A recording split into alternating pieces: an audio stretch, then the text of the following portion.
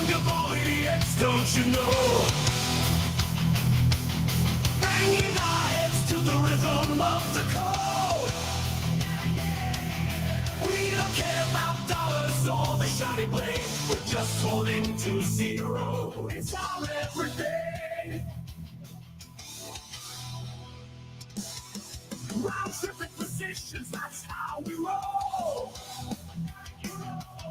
We won't make a dollar, won't sell a thing. We're the zero holders, so that's what we sing. Zero holders, all that's what we sing.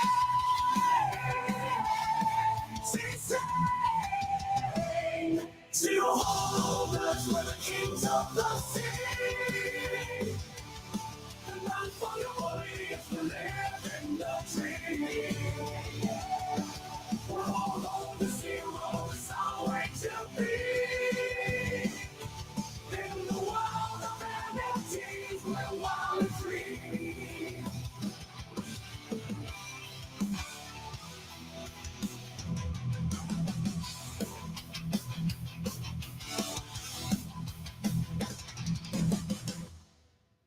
Well, well, well. Good morning, fellow ruggers and those who have been rugged. I think we're all in both of those camps here. Good morning. Dude, that audio again, huh? The intro song. Yeah, I don't know what to do about that. I don't know at all. Mic sounds okay? If the mic is cool, that's all I care. I'll skip the intro song going forward till I figure that out. By the way, I did hear it yesterday. I checked it out on the SlamX show. Sounded fine on this show yesterday morning, but on the SlamX version sounds like shit. Anyway, doing things a little different today. By the way, okay, mic is good. If the mic is good, great. All right, today's different. I hope today is the start of, I think, the new way forward for this show right here, right? The weekend stream, but also the daily shows, and also both on this channel and SlamX, right? So today we're not just doing the video stream here. We also have an X Spaces going on, which I've been looking forward to for a long time, guys. Look, I love doing these streams. I love it. It's like my favorite thing ever. But what I miss out on is getting to talk to you guys, right? We talk in the comments, and I love that. Honestly, there's a lot of times I actually want to speak to you guys, and doing this over on X as well lets us do that. So with that said, guys, at the same time you're watching this on YouTube, we've got a Spaces. It's live over on X. So here's how it goes. Okay, on my Huda Idiot account, you can find it at Huda_Idiot on X. That's where you can find the Spaces. Okay, so if you want to actually hop up on the stage, if you just want the if you want to hop on the stage and chat, head over there. If you just want the audio version, right? If you just don't want to be looking at it, also again, head over there. If you want the video, you're watching right here on Inside NFTs. Okay, so that's how we're doing it now. That's how I hope it works going forward, as long as everything works well. So we'll see how it goes.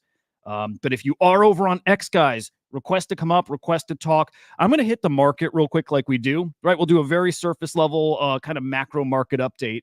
And we're going to get into our story, guys. It's the Kongs. It's the decentralized RUNE. It is untitled. It's, man, a lot of thoughts about it, a lot of feels I know on both sides.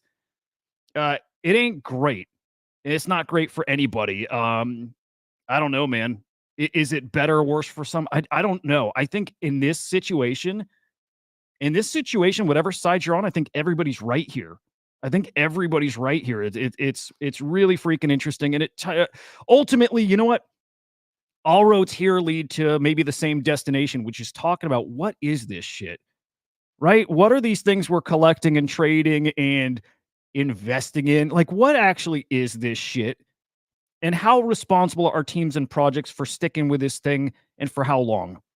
And I'll tell you this, I don't think we're going to come to any answers, but it's something that we need to start talking about a little more openly, because I don't think most of us are, myself included, by the way, I think most of us are not living in reality with this stuff. I think we've romanticized this for too long.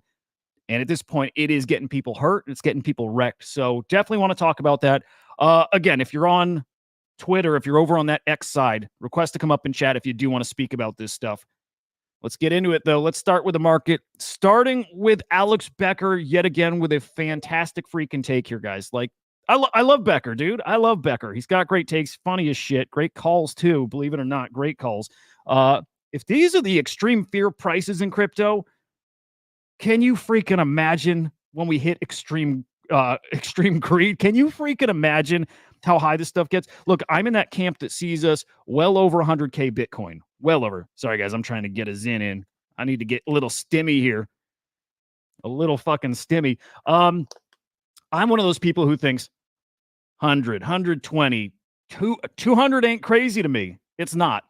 And it's honestly because of times like this, the fear and the FUD out there, it points this year, it's hit levels that I just didn't think we could hit again. And yet here we are with all the bullish news, with all the massive amounts of volume that come into crypto now, thanks to those ETFs. Still incredible FUD. It's bonkers. Anyway, it is what it is. I think the flip side of this is going to be pretty freaking magical. I made some bold predictions yesterday. One, I think we see Bitcoin all-time high by the election. It's a little wiggle room there. I got to lock in something though, right? If I'm making a prediction, I got to give a time frame. I'm saying by the election, Bitcoin all-time high. It might be a little early. And I'm also calling CryptoPunks back to a 40 ETH floor right around that time too. We'll see. That might be a little early. I think next year's the real run, but got to lock something in. I'm happy with it. Anyway, looking at crypto right now, you can see Bitcoin at 54K, ETH at 2,200. Yikes. And Solana at 126. Bitcoin did briefly touch, guys, 52,000. Bonkers. Absolutely bonkers.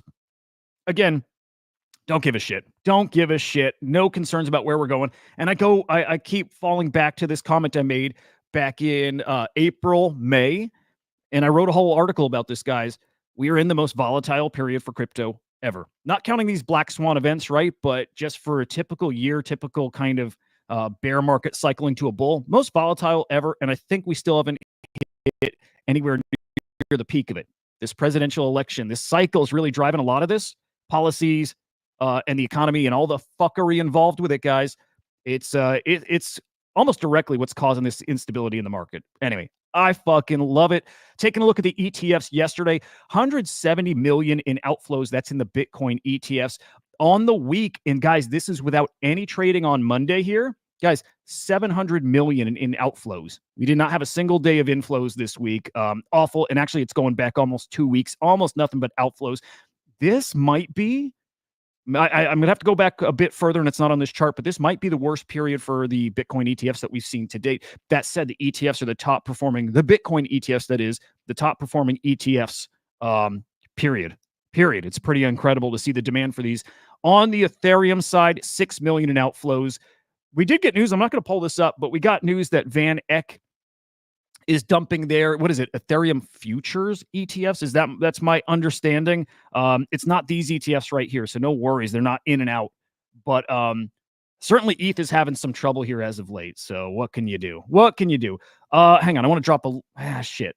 Some people asking for a link to the show. I can't share it. If anybody minds dropping a link to the spaces over in the Idiots Discord, that'd be awesome, fam. That'd be awesome. All right, here we go. Now we start stimming. Boo, I see you over on Spaces, bro.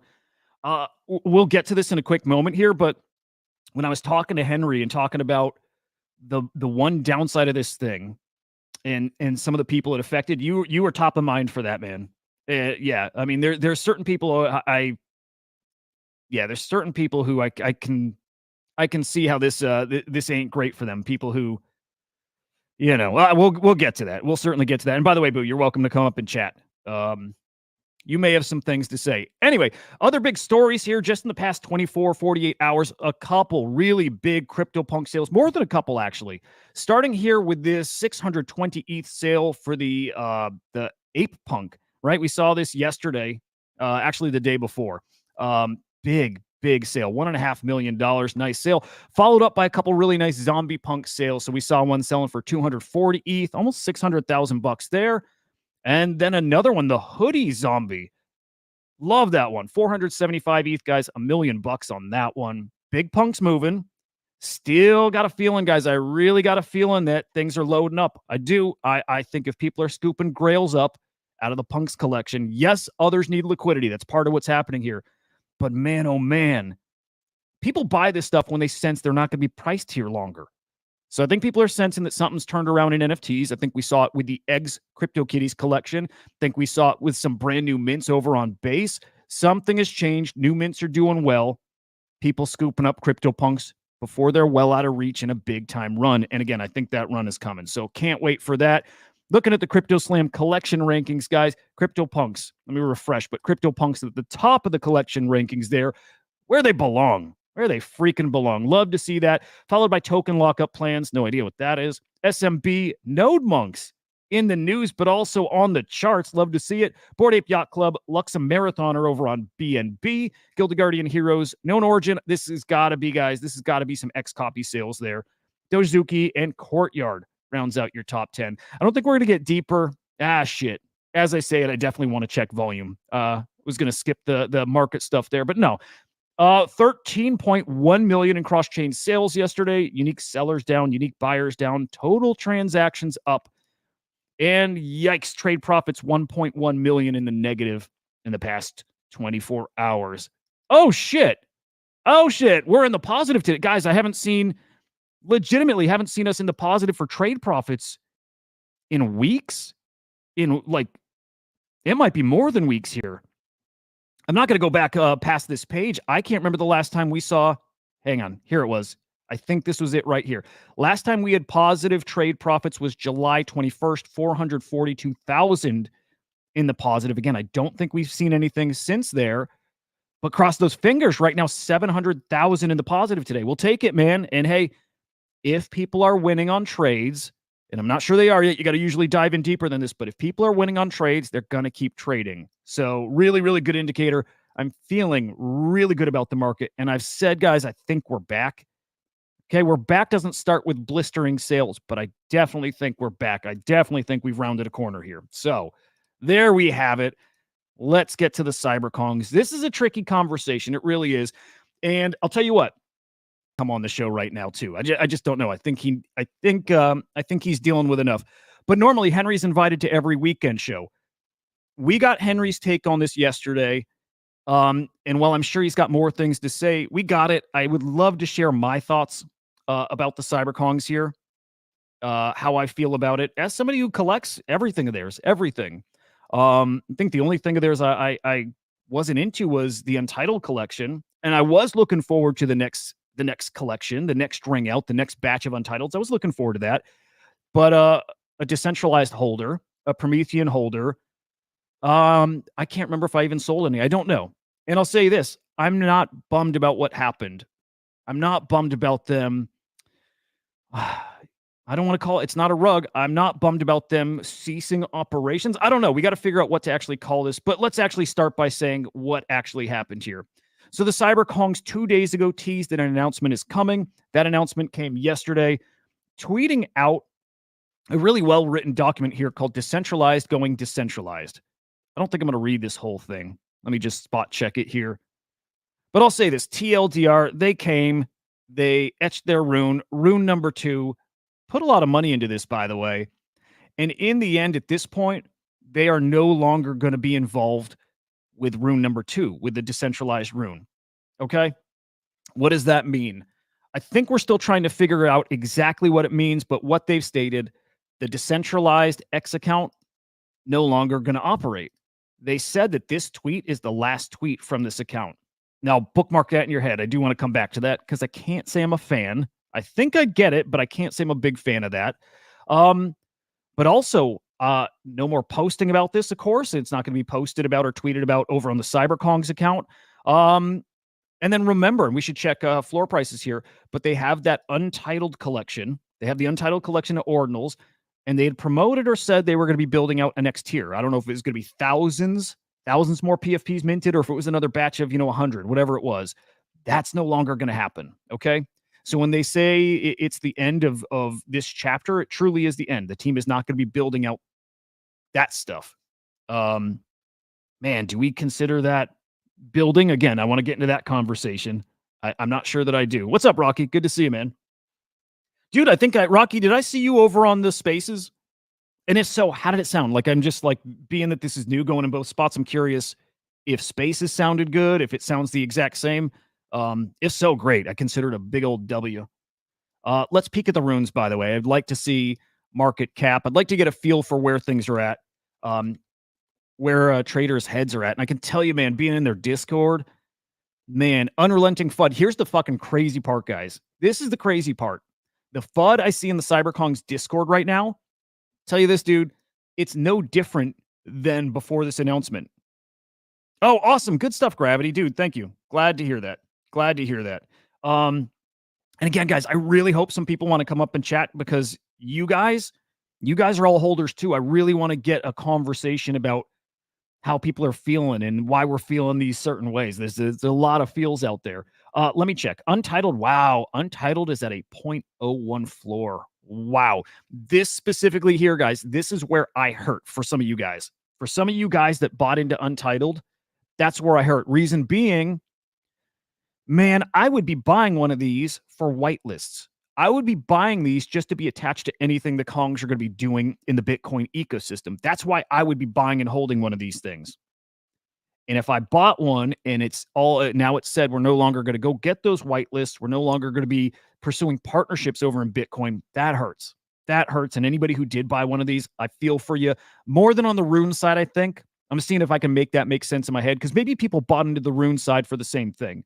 But I'll tell you that, man, that I think hurts.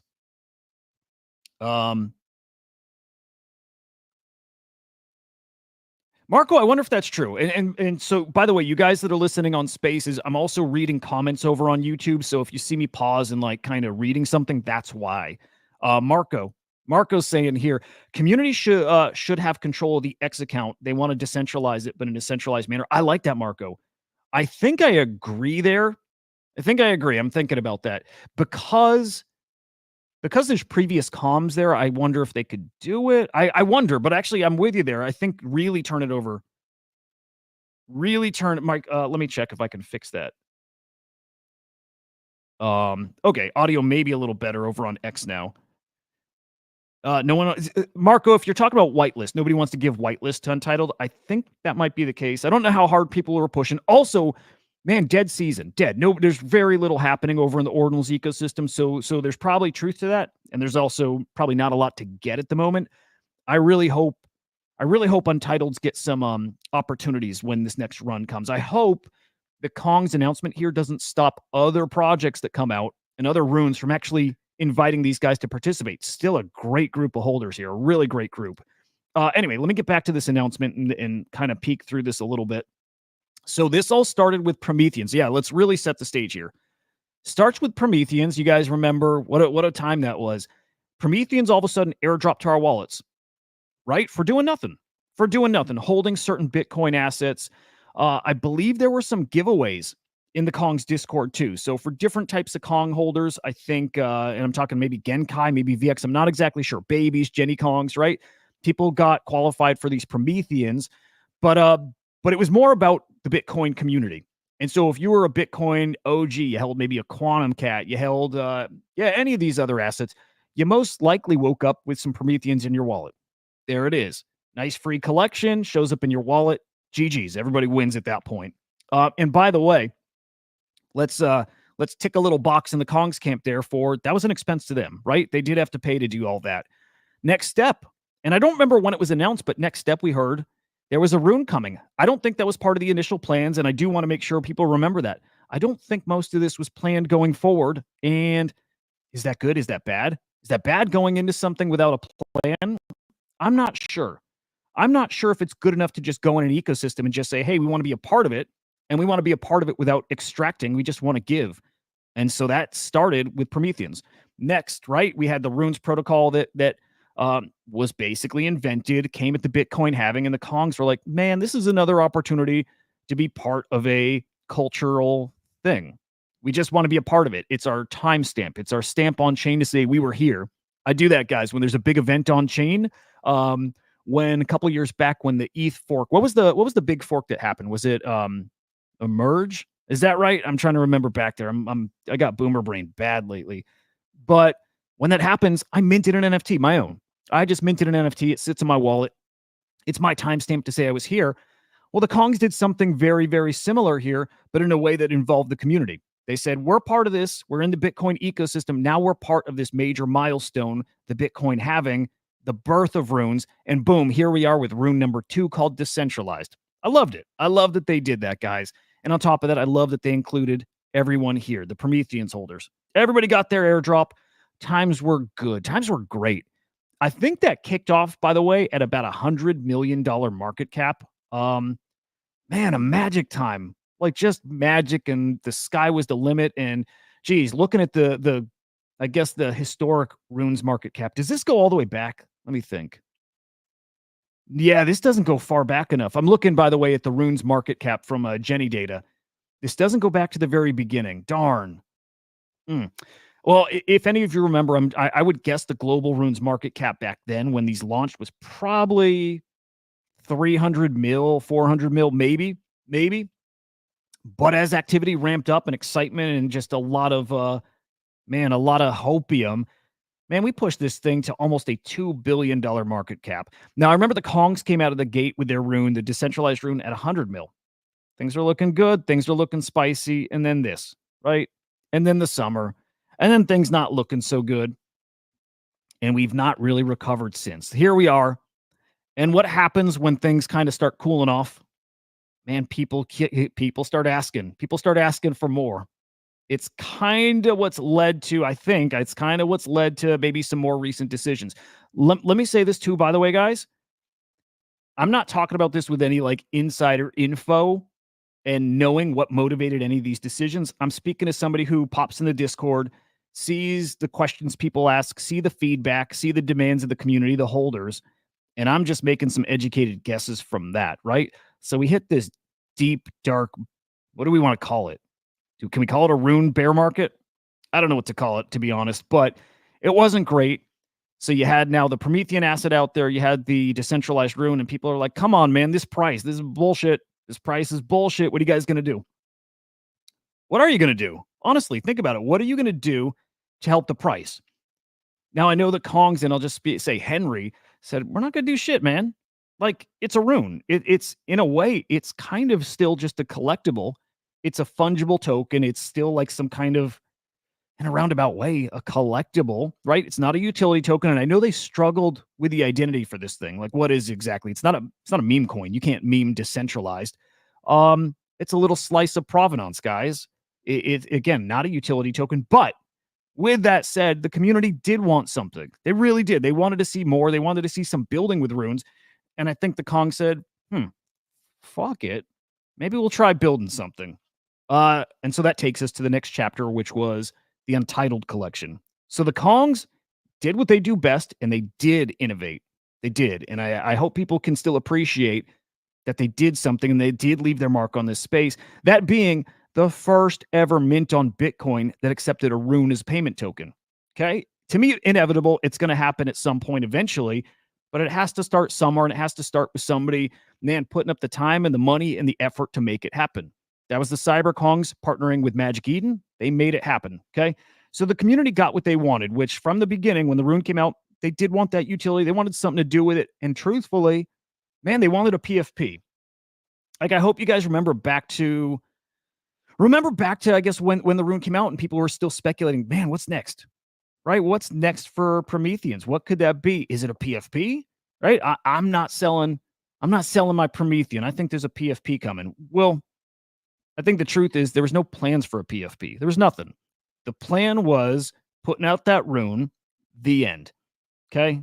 Community wanted more, as they do. By the way, I just seeing some of the names out here, there's other builders out here. I think some of you guys have faced this as well. The community wants more, and the Kongs not wanting to disappoint. Well, they gave more, right? They gave the Untitled collection, again, the first mint ever in the world, guys, on the Bitcoin blockchain, the first mint ever with a rune as that payment token. You guys remember what happened? I do. Again, being a decentralized holder, I remember price goes down. Not good enough, not enough utility. We want more. I didn't get in the Untitled collection. This is bullshit. I've been a holder for X many a years. What the fuck? All right. It is what it is. That's this space. It's what happens. Nobody's fault, by the way, even as a holder. There's nothing wrong per se with feeling that way. I get it if you want to be a part of things, but ultimately, Man, do you want to be a part of the thing to just see number go up still? Man, I kind of think so. Okay. So that brings us to maybe more recent. People still a little salty about not getting into that untitled mint. People still salty about seeing price go down while every single rune has been going down. Every single rune. Let me drag this out. Looking at the market cap for runes over here, every single rune has one direction it's going here over the past few months, down. That applies to Dog Go to the Moon, now at a $250 million market cap. That applies to RSIC, who at one point I believe had a $400 million market cap, now at just 53. And Decentralized, ouch. I mean, it hurts, man, but Decentralized at a $4.3 million market cap. Nobody is immune to this, guys. Nobody. That's the direction of these fungible tokens. Shit, it's the direction of Bitcoin. It's the direction of this whole market right now. Obviously, these people, man, not really happy. Not really happy. So again, I get it. And I'll say this, man. I especially get it if you bought this stuff on secondary, right? I like to talk about, I know the Kongz team likes to talk about this as, man, you didn't have to buy anything, right? It was all free, and it was. Back to the Prometheans drop, free. Back to the runes allocation, free. For Promethean holders, but also random communities, I believe, got airdropped decentralized too, so free. All the way up to that mint for the Untitled collection, which was done in that rune, it was free. All of it was free. Man, still people want more. And again, I get it. This is not, when I say that, by the way, I'm not poking at anybody. I'm not pointing a finger at anybody. As a holder, I want price to go up. It's kind of why we're here. To a degree, I think we're here to watch people build. Most of us are not building, but we're here to watch people build, and we're here to watch people innovate. And the byproduct of that usually, guys, is, man, we make money in the meantime, don't we? At least we hope we do. It's just not happening. So, of course, man, you get a restless community who asks, what's next? What the fuck is next? I missed out. Or even if you're in, I'm not making any money. What's next? Do more. Keep building. You said you're here to build. Keep doing. At what point can you do any more? At what point is there just nothing left to do? And especially in an ecosystem like Bitcoin, that until recently, and I don't even know if this is the case, by the way, but until recently didn't have smart contracts. Until recently, there's nothing more you could do. Literally nothing more you could do. I don't know. I'll tell you, Allah chiming in, is Bitcoin Fractal the next rug? I've changed my tune on Fractal a bit.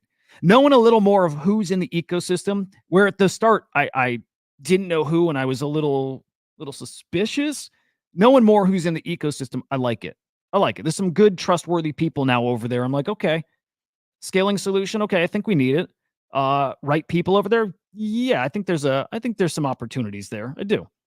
I think there's a chance with Fractal. But back to Untitled and Decentralized, again, what more can you build when you have a community of people who tell you, man, unrelenting FUD in the Discord? Like I said, what's next? What are you going to do? What are you building? What are you going to do to make this price go up? When in reality, man, you can't do anything. You can't do anything to make that price go up. Still, people ask. This is where the conversation gets a little tricky. At what point does the community just need to learn, or not the community, but the team need to learn that that's going to happen no matter where you are, no matter what you do, what blockchain, what ecosystem. That's what people are going to ask for. They're always going to ask for that. I think you need to learn to not take that personal and not let that influence your decisions, okay? And this is probably the start of where Henry and I might diverge, maybe. At what point do you say, I hear you guys, now I'm tuning you out, okay? We're going to keep doing the thing that we want to do, and I hope you join us for the ride. And again, I think that's where we diverge, because I think we got to the point more recently where the Kongz team made those decisions they made because, guys, they think, okay, people want this. People ain't being nice, man. They're not being nice, and we can't do anything for them. So do you keep doing what you're doing? Do you keep putting time and effort and actually money, a lot of money, into this thing that nobody is happy with, right? That they want more, that is doing nothing but bringing negative attention to the project? Do you keep doing that? Or do you say, okay, we did the thing. We did what we initially wanted to do. Come over there, put our timestamp on the blockchain, get our little bit of provenance. We did it. What else is there to do? What else is there to do if especially what we did wasn't good enough for anybody? Like, good enough for us as Kongs. Again, we checked our box. We did the thing we came to do. But for the rest of the community, not good enough, man. And I think that's what got them to their recent decision, pulling the plug. Man, that's tricky. That's tricky, especially when you announce it, especially when you make it clear that you've done exactly that you've pulled the plug. Shit, you could substitute that and say that's where you were rugged. I think that's why people are starting to talk that way, because they did that. I'm not going to say they rugged, because rugged is different. Rugged is you taking money and walking out and quitting. They didn't take money. Did they walk away? I'm literally, you can, if you guys are watching, you see me. I'm literally thinking on the spot. Did they walk away? The team's still here, right? The team's still here. I'm really thinking about this with you guys. The team's still here, guys. They're still here. Now, I think it's important. Hang on, I'm going to peek at a comment here. Oh, they're talking Fractal. Okay. The team is still here, and this is my favorite part of the conversation yesterday, which, by the way, if you tuned into the afternoon show with Henry on the show, he made it very clear. Henry himself, and I'm assuming this means the Kongs team, still supporting this stuff. They're still supporting the Untitled collection. They're still supporting Decentralized. I think the announcement yesterday was we're not going to build with it right now, because what can you build? Right. What can you build that people are going to value? What can you build that makes the price go up, which is all most people were looking for? And I'll say most because I know other people didn't buy for that reason. They bought to be a part of, I think more of a movement. But what else can they build? Right. So the announcement yesterday was we're not making it really clear and actually being honest. And I respect this, being honest. That says, guys, we're not going to build anymore. First off, there's nothing to build, but we're not going to put those efforts into figuring out what to build yet. Now, Henry did say, guys, by the way, if this tech evolves, and it is evolving, which is great, but if this tech evolves to the point where we can build more, we could do that. This token, this decentralized RUNE, it's truly decentralized. It is. And I think it always was. I think there's a little, for me, there's a little funny issue with the messaging here saying it's now actually decentralized. I think it was already, right? I think it already was decentralized, but if there's opportunities to do more over in the Bitcoin ecosystem, you know what they can do? These guys can go buy some of that decentralized token from the secondary markets, and they can go build with that. They can absolutely go build with that RUNE still. And Henry said that's exactly what they would do if that opportunity comes up again. Draco, Vibes, exclusive community and opportunities whitelist. Obviously, you can't build dApps on Bitcoin because it's not a smart contract platform. Dude, yeah, exactly. Draco, I got to ask you, man. As I don't know if you're an Untitled holder, I'm assuming you hold Decentralized. Is that your biggest reason for holding? Is it like whitelist opportunities? Is it mostly that? I've been asking a question over in the Runes community. Okay, if you guys feel rugged, first off, I guess, what did you get rugged of? But what more were you hoping from the team that you think you're not getting now? I'm asking that. Like, this is not me, again, poking at people or anything. I'm genuinely asking, what is it that people feel they're losing now? I zero in on the whitelist. That's the number one thing to me, because to me, every ordinal, every NFT out there, to me, that's kind of all they are. They are access to a community that gets whitelist. To me, I think all utility kind of ends there. But I'm curious, Draco, is there more to it, or is that kind of on point for why you might be into it? I'm curious. Boxy says, have Henry bridge it to Omni and users can trade without gas fees using ICP. Hey, that's interesting. What would they do, by the way? Would they set up a bridge? Like, what do they do? Reach out to the protocol? And Draco says, yeah, any reason to hold an ordinal is whitelist and opportunities. I hold Untitled and Decentralized since drop. Good stuff. Draco, do you feel like you're missing out on that stuff now? Do you think this announcement puts an end to that stuff, like the whitelists? I kind of do. I kind of do. Right? If the team's not going to put any team members or resources towards like collab managing, right? Reaching out to projects, say, hey, we want to get some whitelist for our community. If that comes to an end, to me, that was yanked from holders.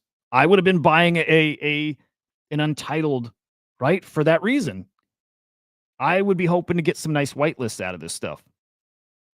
And I don't know if that ends. I'm not sure. And that's something, again, for how new this is, that's something I think we're still learning here. But I hope that doesn't end. I hope that projects that come into this space, as NFT season heats up, right, and they come to Bitcoin and they start minting collections, I hope they still look at a really great group of holders. And again, Kongz holders are great holders.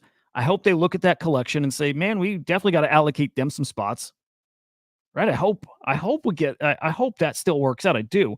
And that said, Draco, I'm serious too. I would love to spin up, I don't know if a Discord or what, but I would love to help get whitelist for the Untitled community. This is where I think things get interesting. If the Kongs are saying it's not us guys, it's as in the Kongs team, it's us together. It's the community and the Kongs members who are a part of this. We do this now together. It's people need to stop looking at the Kongs as the one pushing this token. And I think that was the view until yesterday. We need to look at it as the community is going to go push this thing. We're all going to go talk about this on X. We're all going to go seek out whitelists for our holders. And it feels like this announcement was a really long way of saying that. I'm wondering. That's kind of where I would love to get Henry on to speak to that a little more. But I think that was the spirit of this announcement, right? We got to get more like Dog, like fucking hats off to Dog, because that's what those guys do. It's obviously Leonidas bull posting that token 24/7. That guy's an animal, by the way. The Kongs weren't that. They're never going to be that. But I think that's what holders want. They want that one person who's leading the charge, who's pushing that rune in front of everyone's face and building up that hype. The Kongs were never that. They said they would never be that. They want you guys. They want us, me as a holder. They want me, you, all of us being the ones talking about decentralized. If we believe in the provenance play, and if we believe in that strong core community, they want us doing it then. So shit, I respect that. I do. If that was the spirit of this thing, I think this is a really long way of getting to that point. And man, I've read over it just once, but I could understand why people get so in their feels about it when it's worded the way it is now, as opposed to what it maybe could have been. Maybe could have been a more direct message, speaking like I was speaking there. As in, guys, let's do this together now. We started it out. We kicked this thing off. Here's what we did. Now it's time for the next chapter. And again, you could frame that as, okay, we are stepping not back, not away. We are changing the way that we approach decentralized in the ordinals ecosystem, right? We're still here. We're still here right with you guys. We're all shoulder to shoulder. We're going to change a little of our approach to this thing. Now it's time for this community to step up with us. I think messaging like that would have actually been really cool, really rallied people. And I actually think that is the spirit of this still, right? When I'm saying it right now, I don't mean that it isn't that. I think this announcement is very much what I was just saying. It's a rally. It's a rallying call for everybody to come and start doing this together. I think that's actually what this is. Boxy, everyone wants a leader, but they fail to see that the network they use is leaderless. Is that about Kongs or is that just in general, Boxy?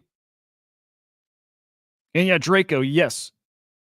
Drake, Leonidas leading the way on Dog. Exactly right. And I know this because I feel like this too. I would like somebody leading the way with decentralized.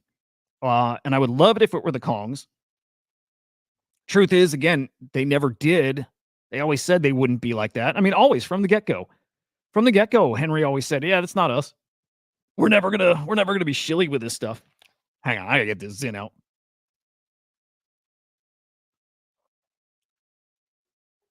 Okay. All right, there we go. Whew. Man, those things get me sometimes.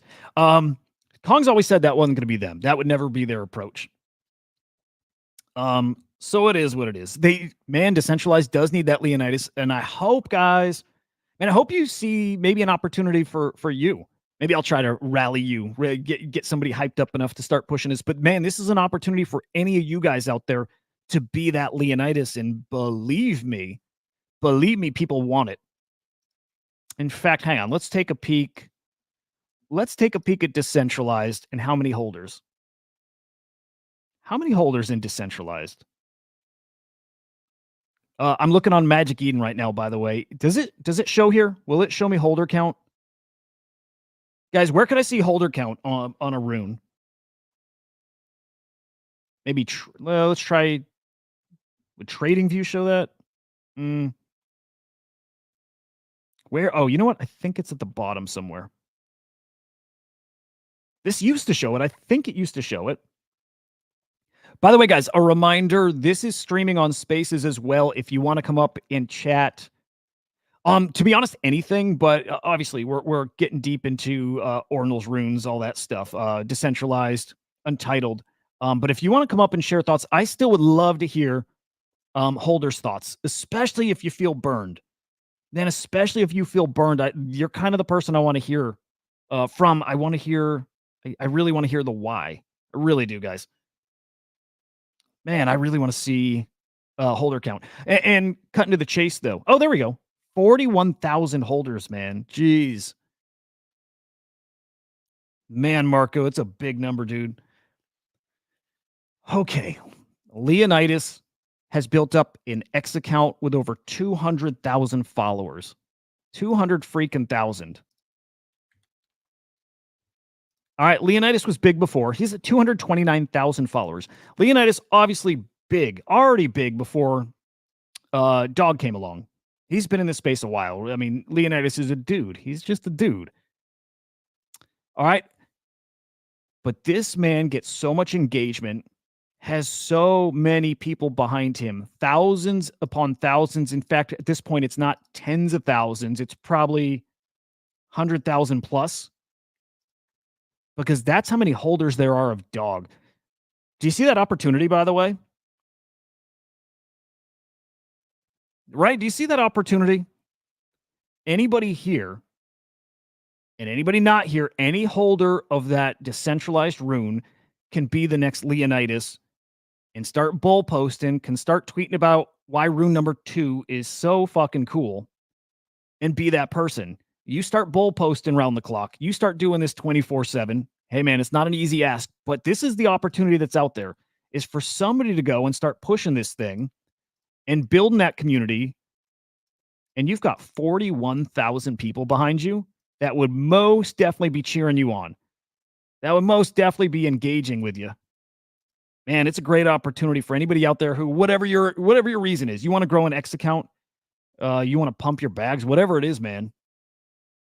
Whatever it is, I don't think there's a better opportunity out there right now. If you look at Decentralized as leaderless right now, and ultimately, I think that's what that announcement was. Kongs are not going to lead the way with that. It's now together with you guys too. I'm telling you what, man, I kind of dig it. English, people that expected more have never shipped anything. Yeah, there's some truth there. There's some truth there. Hey, I'll say this, man. I still think we overthink a lot of this stuff too. Right? I think we all overthink it because I think it all comes down to just what's it worth? Am I up? Am I up? Did I win? Did I make money? If not, fuck this, right? If not, fuck this. The team is a letdown. The team didn't build. The team didn't deliver. There's no winning, man. Even if you build something, man, even if you actually innovate, if you didn't make people money, man, you're going to get nothing but FUD. Yeah, the reality of the space ain't that great. It's not. That said, man, I like the message of we do this together. This is now decentralized. This is a community effort to get this token wherever you want to get it. And again, I think people want to get this worth more. I think that's all people want. I think that's all people want, man. But I would like to see Kongz not. I would like to see him not speak about it like they're abandoning it, right? And I think that's where you get when you start saying, "All right, the X account, we're not tweeting about it anymore." That kind of does bum me out, right? It kind of bums me out to hear that account's now going to go silent. That account is like basically an archive now, right? There's a cool element to it. There's kind of a cool element, but man, if the community is going to talk about this thing and push it, I'd like to see you guys engage too. And I think that's where Henry comes in, right? Henry said he's going to be supporting anybody. So yeah, I don't think it's the team disengaging entirely. Again, it's just them not wanting to lead the way here. But man, I don't know. Again, I get. Oh, Boo. Sorry, Boo. I just saw your message that you're working here. Otherwise, you'd chat. Okay, good to know. Good to know. You, dude. Okay, Boo. You are the one person I had in mind. I mentioned this at the start. The one person I had in mind that I don't feel great about as far as what happened here, because I know you bought in, or at least I think you bought into Untitled on secondary. It's like, man, here's a team that works and builds and are active and are talking about things. These are guys I can align myself with. Man, it's just either shit luck or I don't know, man. But to come into something with that approach, with that mindset, and then have the team be like, yeah, we're not going to do that. That's the scenario where I'm like, okay, I think I get it. That doesn't feel great. Right? That doesn't feel great.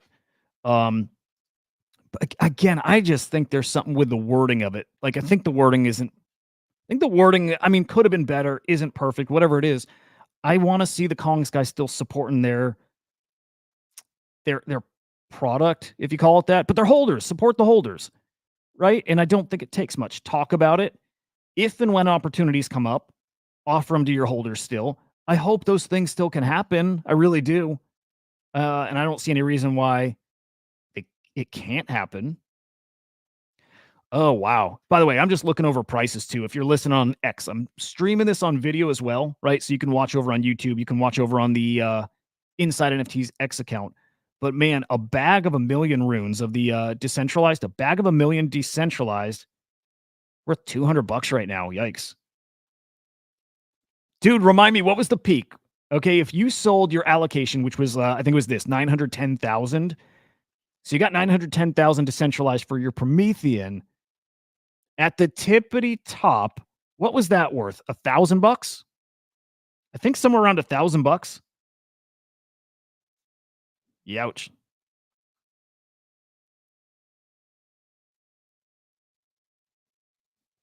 George, appreciate you, bro. I'm always gonna keep it very fucking real, as real as I can, and not like, and I get things wrong a lot because usually I'm doing this stuff on the spot. I'm processing shit. I'm thinking through it live with you guys. But George saying I'm being a tougher critic on his friends than most in his audience. I mean, just truthfully, George, again, as a holder and as somebody who sympathizes with the community and as somebody who's in many other projects, I picture how would I feel if I did this, if I was in a collection and the team did a certain thing. I'd probably get emotional. I'd probably be upset. And then I'm just going to really think about the whys and the reality of it. And again, the reality of all of this is I think we all buy a lot of stuff that we're like, again, we're romanticizing what it is. We've really built this up to be a much bigger thing than it is as far as the tech and the potential and what can we do. And man, there's just not much you can do. So it's really tricky here. Rat Artist. What's up, bro? Coming to the stage over on X. Hey, this is a milestone, by the way. This is our first ever speaker on the show, like literally ever on the show. If there's audio issues, guys on YouTube, whatever, tell me, like if audio's out of sync, whatever, and also on Spaces. Any issues with audio, let me know. But Rat, welcome, dude. Share your thoughts whenever, chime in whenever. There's no interrupting, just talk whenever. You know what I mean? What's up? What's up? Thanks for having me here. What's up, man? Yeah, I just wanted to share my thoughts on this. I mean, there is a part of me that feels that I've been let down by the team, and I'd say the reason for that is, if you really want to do something that is decentralized, do it the decentralized way. They could have asked the community before taking that step.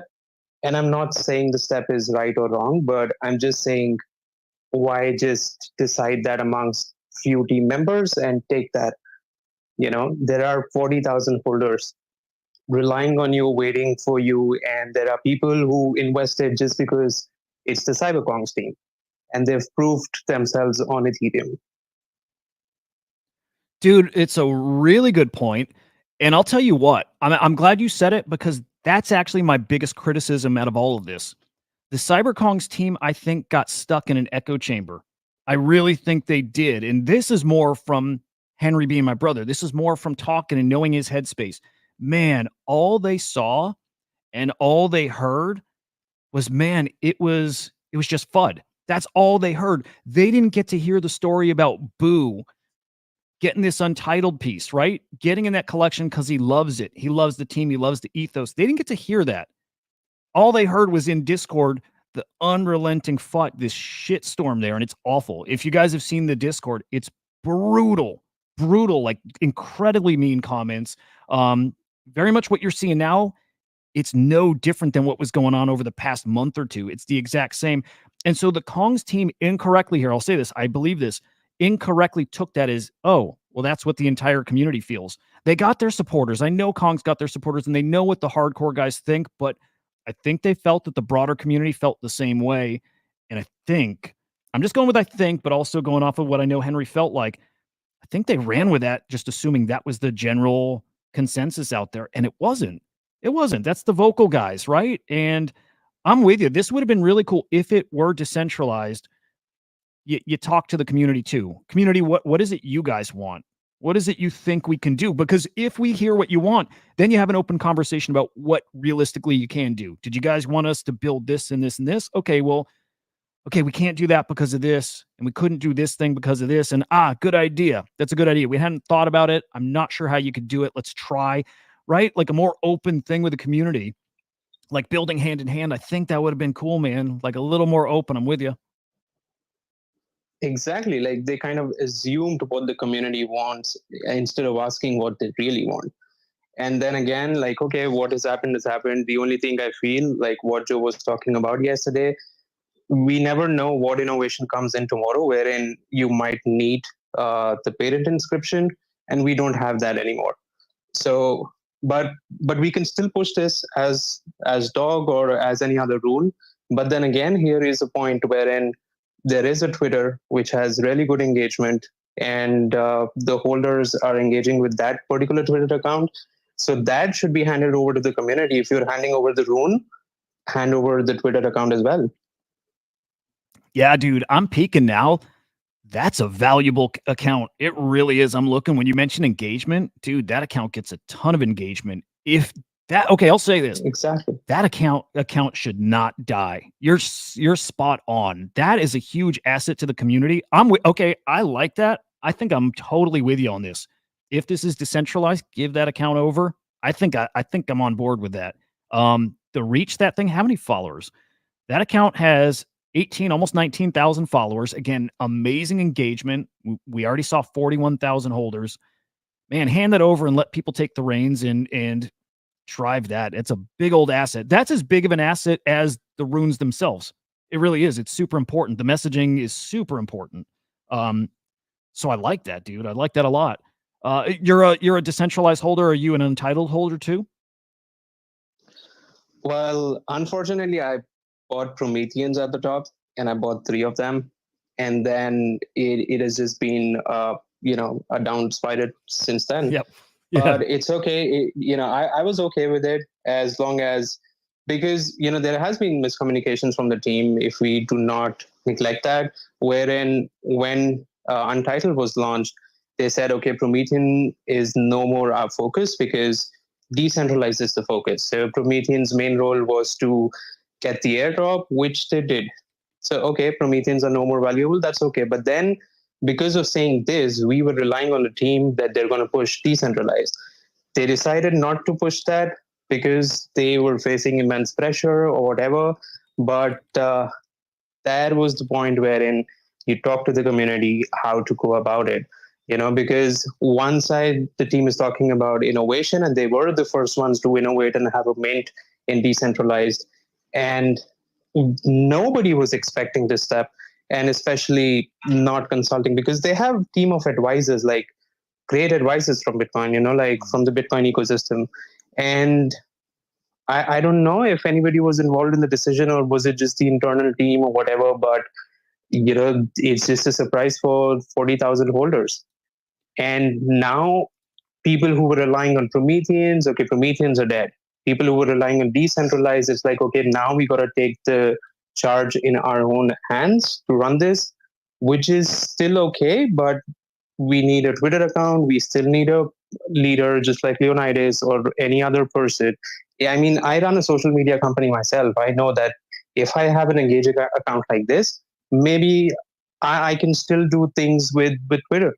You know, nobody knows Leonidas is not an actual face. Nobody knows who the person is behind that account. But if it's just about shit posting 10 times a day, I mean, there will be a lot of people amongst us 40,000 who would be willing to do that.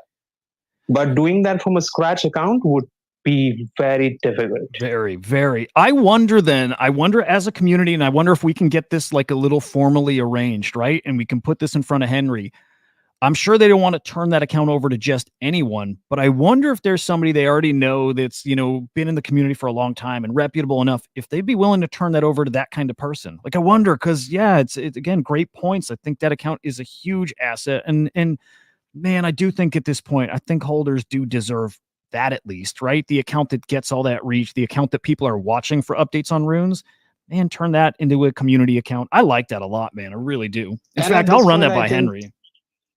At this point, I think community would be even willing to help that person who is willing to take the lead, like by maybe, giving some decentralized tokens to that person, so that eventually when the value goes up, this person is earning something and not just doing it just for his or her bags, and that way, because right now we see that, it's 0.3 sats or something, whatever. And rather than the bags going to zero, we can give it to somebody who can take the charge. Picture how bullish that would be too, man, if they did that, right? If that actually happened, if that scenario plays out, and right now, without as down as the community feels, if all of a sudden there's a character, and maybe it's somebody people know, right? It's somebody the community already loves and supports, and they're already great at X. They're great at posting, like shit posting and just thoughtful commentary, all that stuff. Imagine news coming out that account did get handed over to somebody like that. Dude, it'd be magic. It would be an amazing vibe all of a sudden, like out of nowhere. That'd be great for the Rune. Great. Oh man, I hope that happens. I really do. I will absolutely chat with him. I hope it's not, an instant no. I hope there's a little like thoughtfulness or thought that can get put into it. But fuck, dude, I hope that happens. I like it, dude. There's something to be said, like you mentioned. You bought Prometheans because they were being talked about a certain way. And then plans changed multiple times. Plans changed. Man, this space is so tricky. And again, at points unforgiving, and even when people are not forgiving, usually for good reason. Nobody's just being a dick purely for the sake of being a dick. I mean, I guess it happens, but dude, you got to have a plan going into this stuff. You really do, right? Otherwise, I think you end up right where you're at now. And I think when you got a plan, there's probably something to be said for sticking to that plan. Otherwise, you again end up kind of where you're at now. So, I hope a lot of lessons. My plan has always been to back the right people. And since CyberKongz already proved themselves at ETH, I thought, and I'm saying that I've not been invested in dog. I don't hold any dog tokens, but Decentralized has been my biggest bag. And Henry has always said that we've been innovators, we've done stuff, and this is what we're here to do on the mother chain. And now suddenly they bail out themselves. Sorry if I'm not using the right words, but this is how it sounds like. And especially if they don't want to give out Twitter to somebody, then I would love to know the reason behind why they would not want to do that. So little update here from Marco. This is actually awesome. So Marco said, I asked on Discord regarding X. Henry said, regarding the X account, I don't have an answer yet as to whether we would give that up, but we'll get back on that topic. So to me, good news. It wasn't a no. We've already thought about it. We've already decided no, not changing our minds. The fact that they're considering it, I think is fucking awesome. To me, that's really, really being tentatively like really, really positive. I hope that happens. Your comment about the team. I love that comment, by the way, saying that you'll get into a project, or whether it was the Rune or the ordinal, but you get into it based on the team. Did this, and this is a question for you, but also really the broader audience right now. Has this affected your thoughts on the team, or has, I guess, maybe some of their thoughtfulness about how they went about this, even if it wasn't the right decision, or even if it was the right decision, the outcome is not what you wanted? Has this changed your thoughts on the team itself? And is it going to affect maybe your involvement going forward? I'll be 100% honest. Yes, it has. And I wouldn't be investing in the team anymore because they keep saying that they took the decision for, like, they thought it was the best decision for the community. But again, community should have been involved in the decision. That is how you know what is best for them or not. So then, depending on how they navigate from here on, because again, they're done trying to build with the RUNE for now. And again, I want to say that Henry said it's still a for now thing, and this is why I feel like the messaging wasn't as good as it could have been, right? He said yesterday on our show, if something comes up again, some kind of tech improvement, new protocol, he's like, we very much can continue in Bitcoin and we still can use the same assets. Depending on how they navigate here, short term, medium term, long term, does that change? Does your thoughts on the team change? Like, is there still room for them to make some good decisions that show they still are a group I can get behind? I mean, I'm not a tech guy, but from what I understand, that they cannot do anything with the parent inscription now, and they might take their decision back and say we would keep building on decentralized, but that would only be on the child inscriptions, and that would mean that they're doing something with the untitled. So I do not hold any of the CyberKongz asset.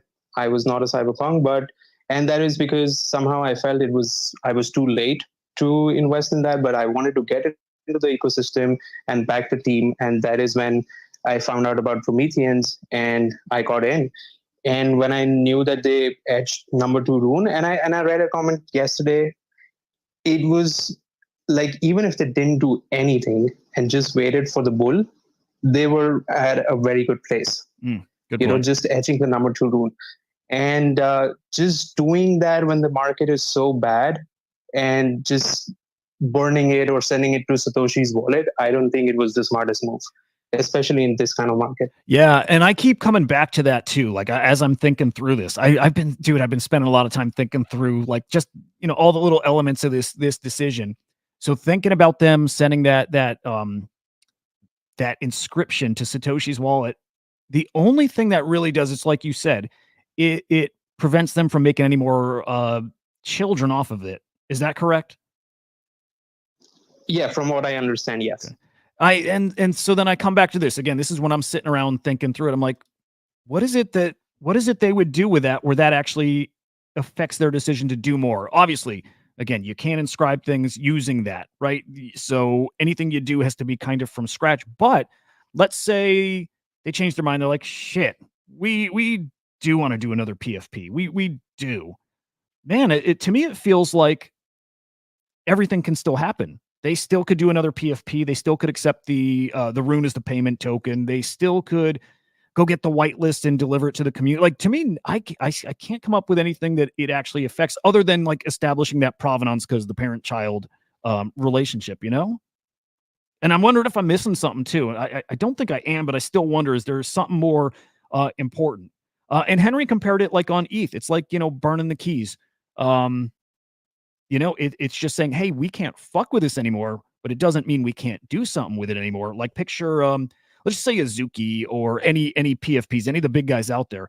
Man, if they were to burn the keys, maybe most of them have, they're still there. They're still there for the team, for the community. They're still there to make partnerships and collabs and to, see what they can do going forward. They just can't make any changes directly on that asset. And I'm like, man, isn't that something we usually value to some degree? And I think it is. So this is where I'm stuck right now. And this is the thing I'm probably going to sit and spin the wheels on longer, just trying to think how that changes stuff.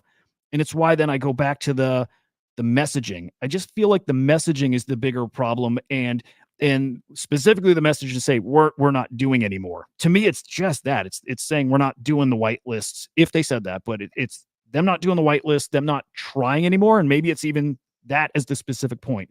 That vibe they gave off of, we're not even going to try anymore. To me, that feels like the biggest negative here. I mean, in my opinion, if you compare it with burning the key to an NFT project, this is not an accurate comparison, because we're talking about runes here, and we all know that some of the centralized exchanges are working background to list some of the runes, and Decentralized had a great fucking chance to get listed on a tier 1 exchange. Great point, dude. I forgot about that entirely. They had a team behind it.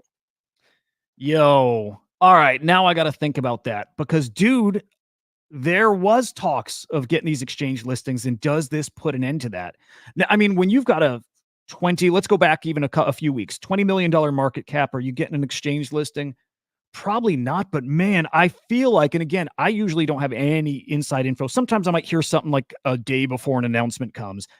I don't remember how close or how far they were from an exchange listing, but does this kill any opportunity for that? I might almost argue no, right? Because Leonidas can get, right? He can get dog listed. We all assume that's going to happen. But that's because he's still engaged and active, right? That's because Leonidas says we're going to fucking push this thing to $20 billion market cap, 100 billion. Like, this is what Leonidas believes, and I think that man could do it.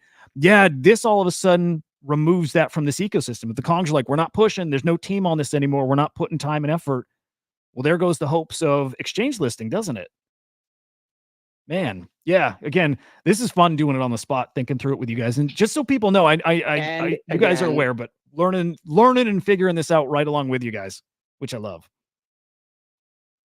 Yeah, I think different here as well, because I was more bullish on decentralized getting listed than dog, because all of these centralized exchanges require some reserve of the token, and which dog doesn't have any, because they've always played on free and fair meta. But decentralized had reserved some for the team, for the advisors, and I was thinking for the exchanges as well when the time comes. But now that's no longer there. Yeah, dude, that's a bummer.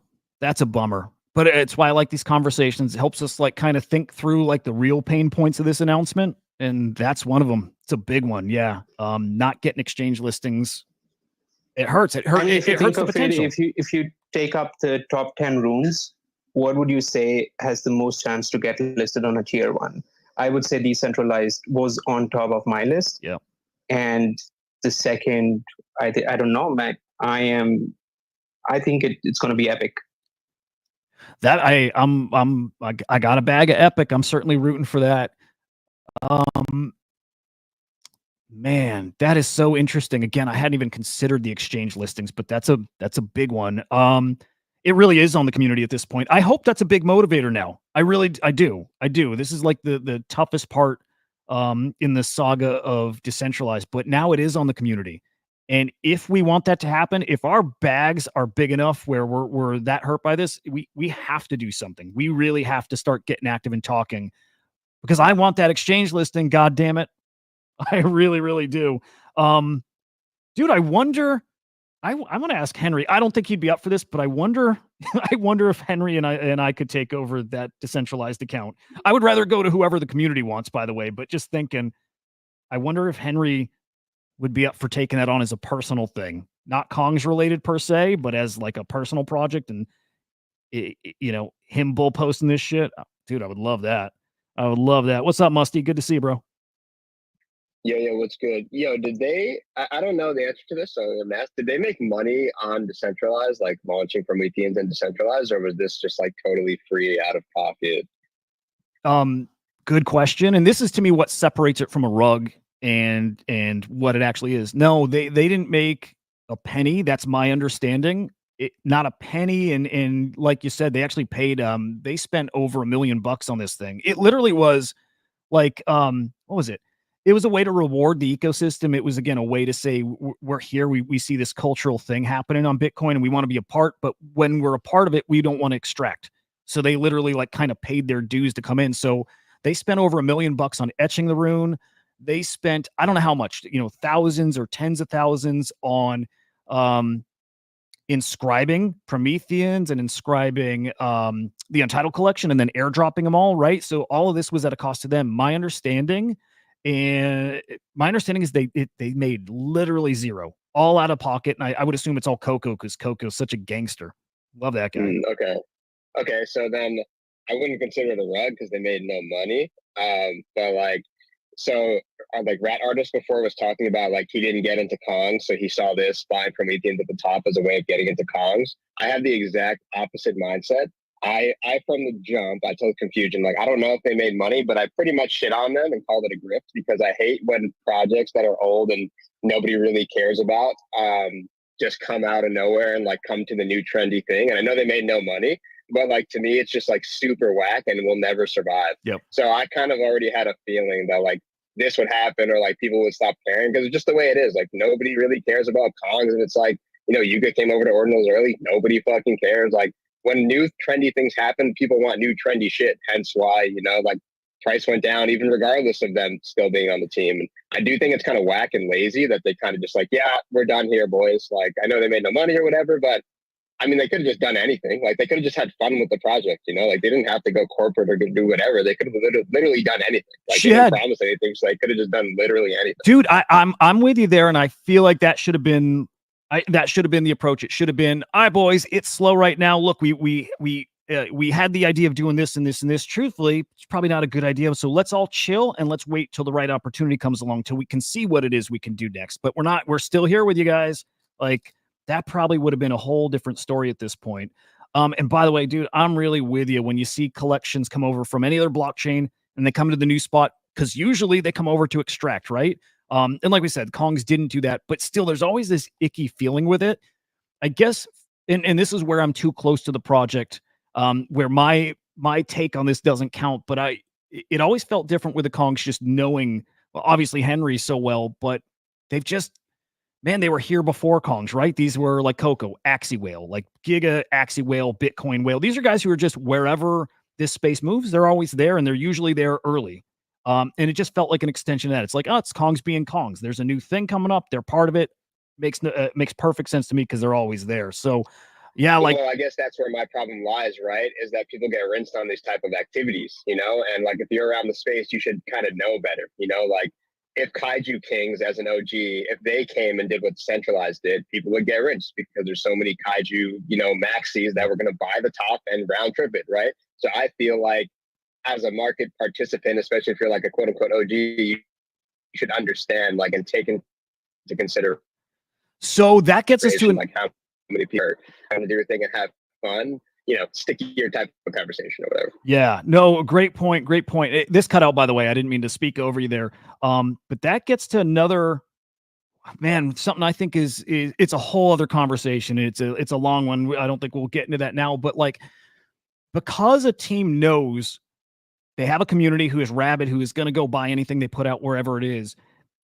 Does a team need to be like responsible to a degree and maybe not do some of these things sometimes because they know how this stuff goes? Mint price goes up like crazy. They know their community might come in and buy the top, and usually is going to end up wrecked. And that's not Kongs. That's everybody. That's everything in this fucking space. Should teams be more responsible with even minting because of that? Because we know that's how this space operates. And honestly, I think to a degree, yes, I really do. Like, let me think of an example here. Okay, well, not even an example, but just like a line of thought. Some of these projects will come in and they will do their mint, and they'll talk about, even if it was at no cost to users, even if it was free, they talk about how much money has been brought into the collection. Like we've seen, you know, X amount of liquidity driven to holders. If you're going to take credit for that, you have to also own the other side of it, which there's always the other side, which is that much money, that many people getting wrecked. You know what I mean? I don't think you can take credit for, you know, we hit this price, people made money, hope you had fun with that, because the other side is equally as bad, right? As good as it got, it was as bad on the other side.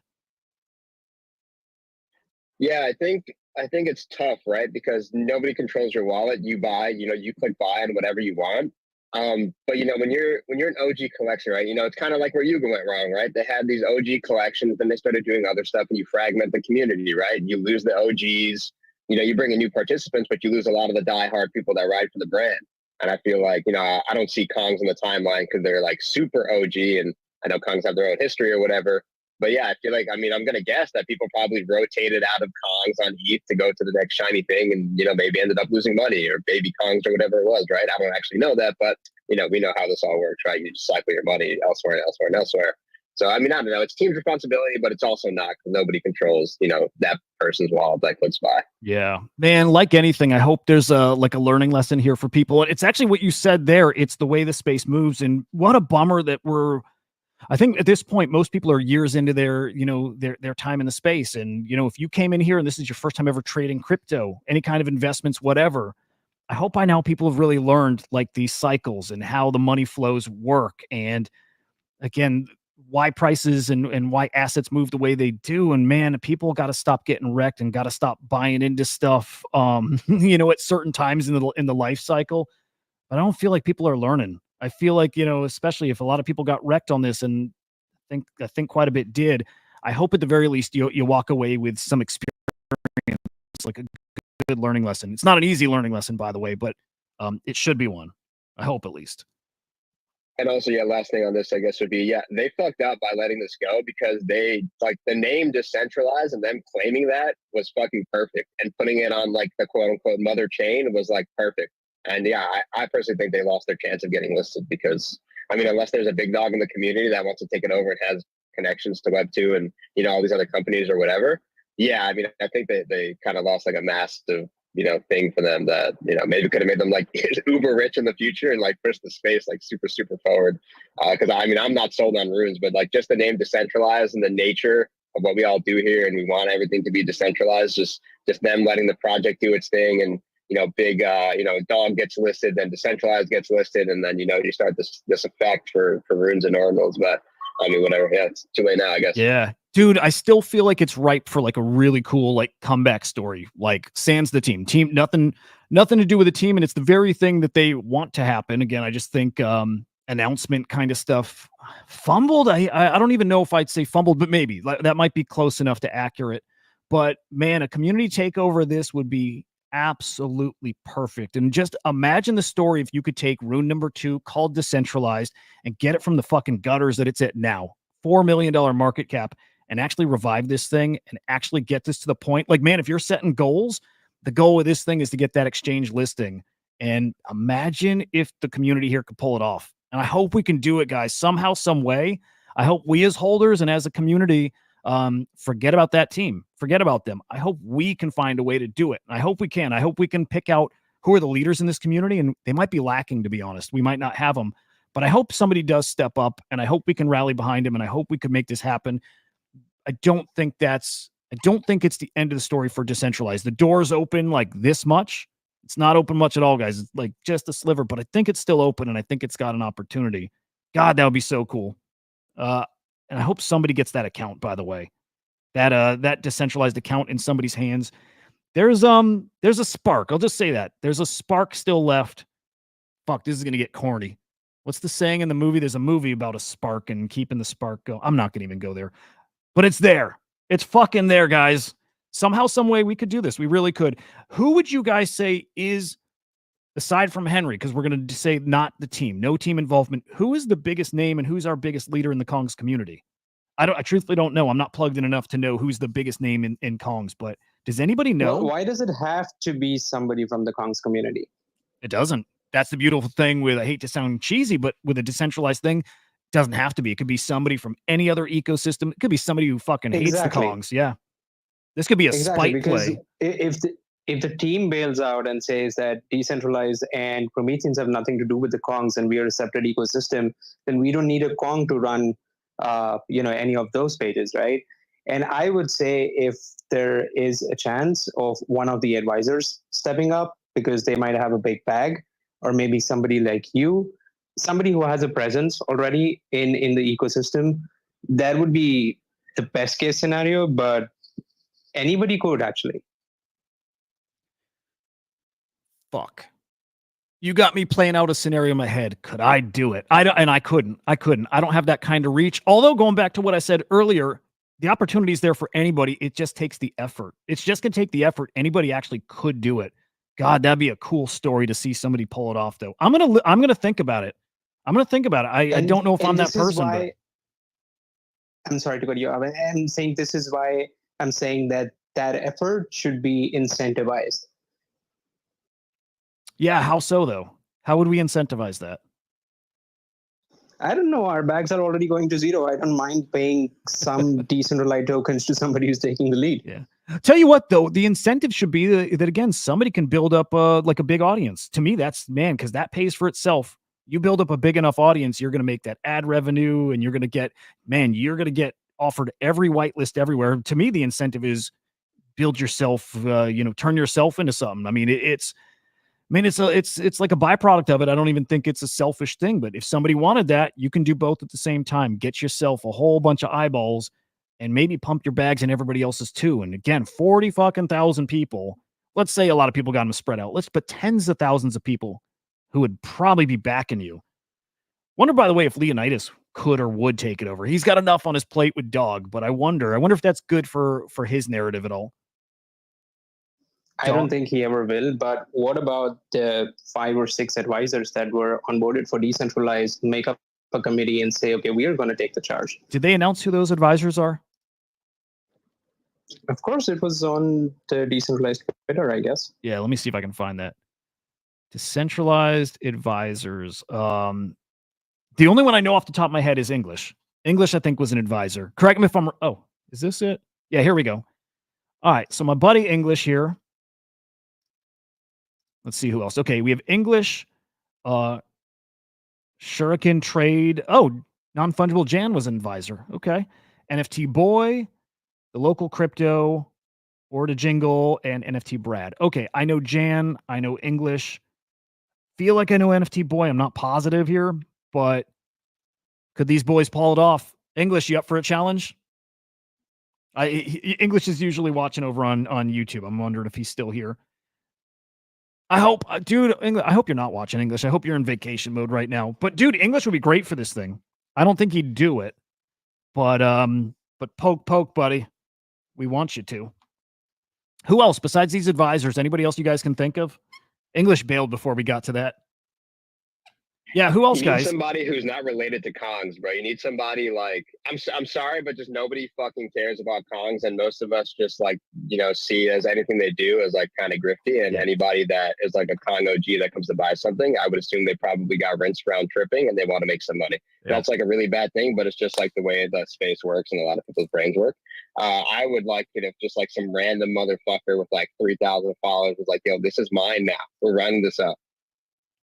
Yeah, man. No, you're spot fucking on. You are. Yeah, I guess even if like I was kind of joking earlier, but if Henry were to take it over, I don't think it would work. I think he's I think people are a little too hurt by what happened here. Speaking of which, dude, I don't think I pulled up his tweet.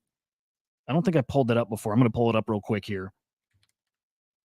Dude, it's just funny when he writes something like that. I can feel it. Like I can feel like his headspace as he's writing that shit.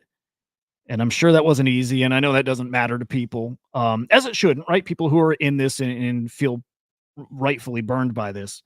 Yeah, it's fucking rough. I can't even, dude, I still struggle though, ultimately with the decision. Like I really do. Like even on the show yesterday, Henry said, man, even like an hour before, still coming back and like, I don't know, is this the right decision? And then running through all these other alternatives and still coming back to this being the right decision. I kind of struggle with how they still end up there. Again, just because the vocal people in the Discord were being assholes. And again, I say that if anybody was given some FUD, I'm not calling you an asshole, right? Like that's not what I'm talking about. There's a different kind of person who it's like there's a certain kind of line that's crossed where it gets a little more personal, it's a little more irrational, and it's just this, after you made your point, it's unrelenting. That's the kind of stuff I'm talking about. And there was a lot of that. And it's just, man, it's such a bummer that those guys seem to have won, right? They seem to have won and made the team at least think that's kind of all there was out there. But it's a bummer. You know what would well, I don't know, but I don't understand the urge to do something. I mean, instantly. I mean, I'm not saying that they haven't given it a thought. I'm sure they were thinking about this, but what was the need to do anything at all right now? Like make any kind of change? I'm with you. Okay, so this is where we can only guess. The need to do anything. Yeah, dude, as opposed to just like we were saying before, just saying, hey, we're here, we're still thinking, we'll build, we're still gonna build, but as far as right this second, we're not pushing in any one direction, but we're here, right? What was the need to say we're not? Yeah, dude, I don't know. Other than I'm just going to assume there is other building happening, like especially on RUNE. I wonder if they have stuff that's going on there. They need all hands on deck for that stuff because it's the same team, right? Even though they said they did the decentralized team, it's the same guys. It's the Kongz team. So maybe they got shit cooked in other partnerships like they just did with Adidas, again, the RUNE stuff. And maybe it's like, dude, we can't. If this isn't working, if people aren't happy, if we don't think in the end doing more PFPs is the right idea, let's just put all our resources in the place we had already committed to. If that was the reason, again, it's still maybe a problem that you said we're done with this other stuff. But again, maybe it's part of the reasoning why they had to make a decision. But But they that's a should have said problem that then. because yes, because that contradicts Henry coming onto the show every day and saying he's so bullish on runes, he's bullish on the mother chain, and now they're building on the mother chain. And that's the first chain they ever bail out on. They never bailed out on RUNE, not ETH, but mother chain.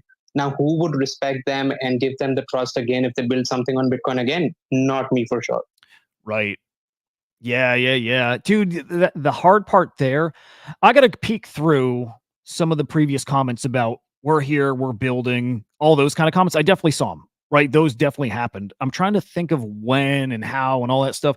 This space gets tricky, dude, because we've seen this from a lot of teams. We've seen this from teams I shit on, and I'm not going to go easy on Kongz just because it's kind of family. But like, dude, I give Pixel Vault endless shit. That is the I feel like they did people dirty, and to be totally honest, there's it's not the same because they raised no money, the Kongz that is, but there is something similar with saying we're going to do this, we're going to do this, we're going to do this, we're giga bullish, and it's so fucking easy to announce, right? To announce loudly how bullish you are on this stuff when you're high, when you're fucking high on this space, when your bags are pumped and you're feeling great and you're king of the world. It's real easy to announce we're here and building and all that, and then when reality settles in and the support's not there and prices aren't looking great, to just kind of change tune. Then it's not a great look. It's super freaking tricky. And I feel for fucking everybody, the people who have to do that. I don't even know if I should say have to, but the people who end up doing that. And again, the people who hold and ended up getting hurt, it sucks all around. Dude, this then gets the conversation to this whole other side. Why do we mint so much?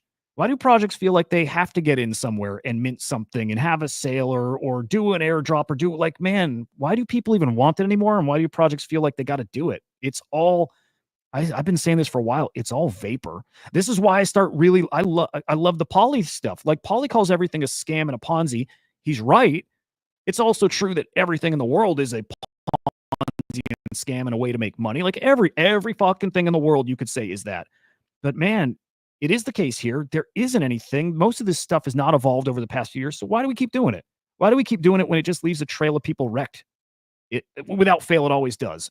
I wish this space would grow in that direction, as in grow by not minting. That's actually growth. That actually could be considered growth. Grow by not putting out a new mint, a new collection, a new fungible token. Just chill. Just fucking chill. And you expect the OGs to understand that. We all know, you've been talking it on the show, like how close we are to the bull market and how every fucking thing will go up. And here we're talking about the number 2 rule. I fail to understand that why they had to take a step back. Like, I'd never blamed the team for me buying the top at Prometheans or my bag going down. I never did, because I was just patiently waiting for the bull market, and I knew the number 2 rune would go up if the runes market pick up. If the narrative doesn't go anywhere, then we are dead. The runes are dead. But if the runes are still there, it had to go up. Dude, you're right. Like, the whole market goes up. These go up too. They benefit. Yeah, dude, I hope it wasn't just the times that got to them. I hope. And again, I know it was unrelenting in that server, but I hope it wasn't. I know they put some time and thought into the thing, but I hope it still wasn't reactionary. Just like, fuck, we don't want to even hear that anymore. I hope it wasn't that, because that's a bummer. By the way, dude, I love your takes. Like, you're a very fucking mature collector, trader, whatever it is. Like, really, really like your takes, man. Good shit. Yeah, but I got wrecked. Yeah, dude, I feel you. Again, if you bought into this stuff, like, I don't have those feelings, because I was one of those people who got the airdrop. So it's like, I come at this stuff with that perspective. It was all free, yay. But there's that whole other side of people who thought the thing was cool. They saw it. They're like, okay, this is cool shit. We like the Provenance. We like RUNE 2. We like the Kongz. They're, years of building. This is a team I can get behind. Again, I know there are a bunch of people like that. I feel for those people. I feel for you guys, because it's a whole different story, and I get why you feel hurt. Man, it's fucking difficult. Man, part of me hopes, I don't think this would go over well, but I hope there's yet another change of mind. God, would that be more fuddy than if they just stay where they're at now? If the Kongs came back and said, hey, look, okay, maybe messaging wasn't perfect. Henry then reiterates, oh, by the way, no, we're still okay. We're still here. We can still build with these assets if and when that time comes. If they clarify and say that they're still here and open to building, does that look worse or does that help in any way? Well, this is where the tech guys come in and say that, okay, you've already sent the parent inscription to Satoshi's wallet. What are you guys going to do next? And now all they can do is actually support the community with what they want to take this forward, and maybe get together the advisors and stuff like that. Like, I don't know, support in a way wherein they are the community. But of course, they've taken their hands off leading the project. I don't think they should get back to this. But coming out now and saying that we did this because of the amount of FUD we got, I think they've invited FUD this time. The FUD that the first time they got was for untitled.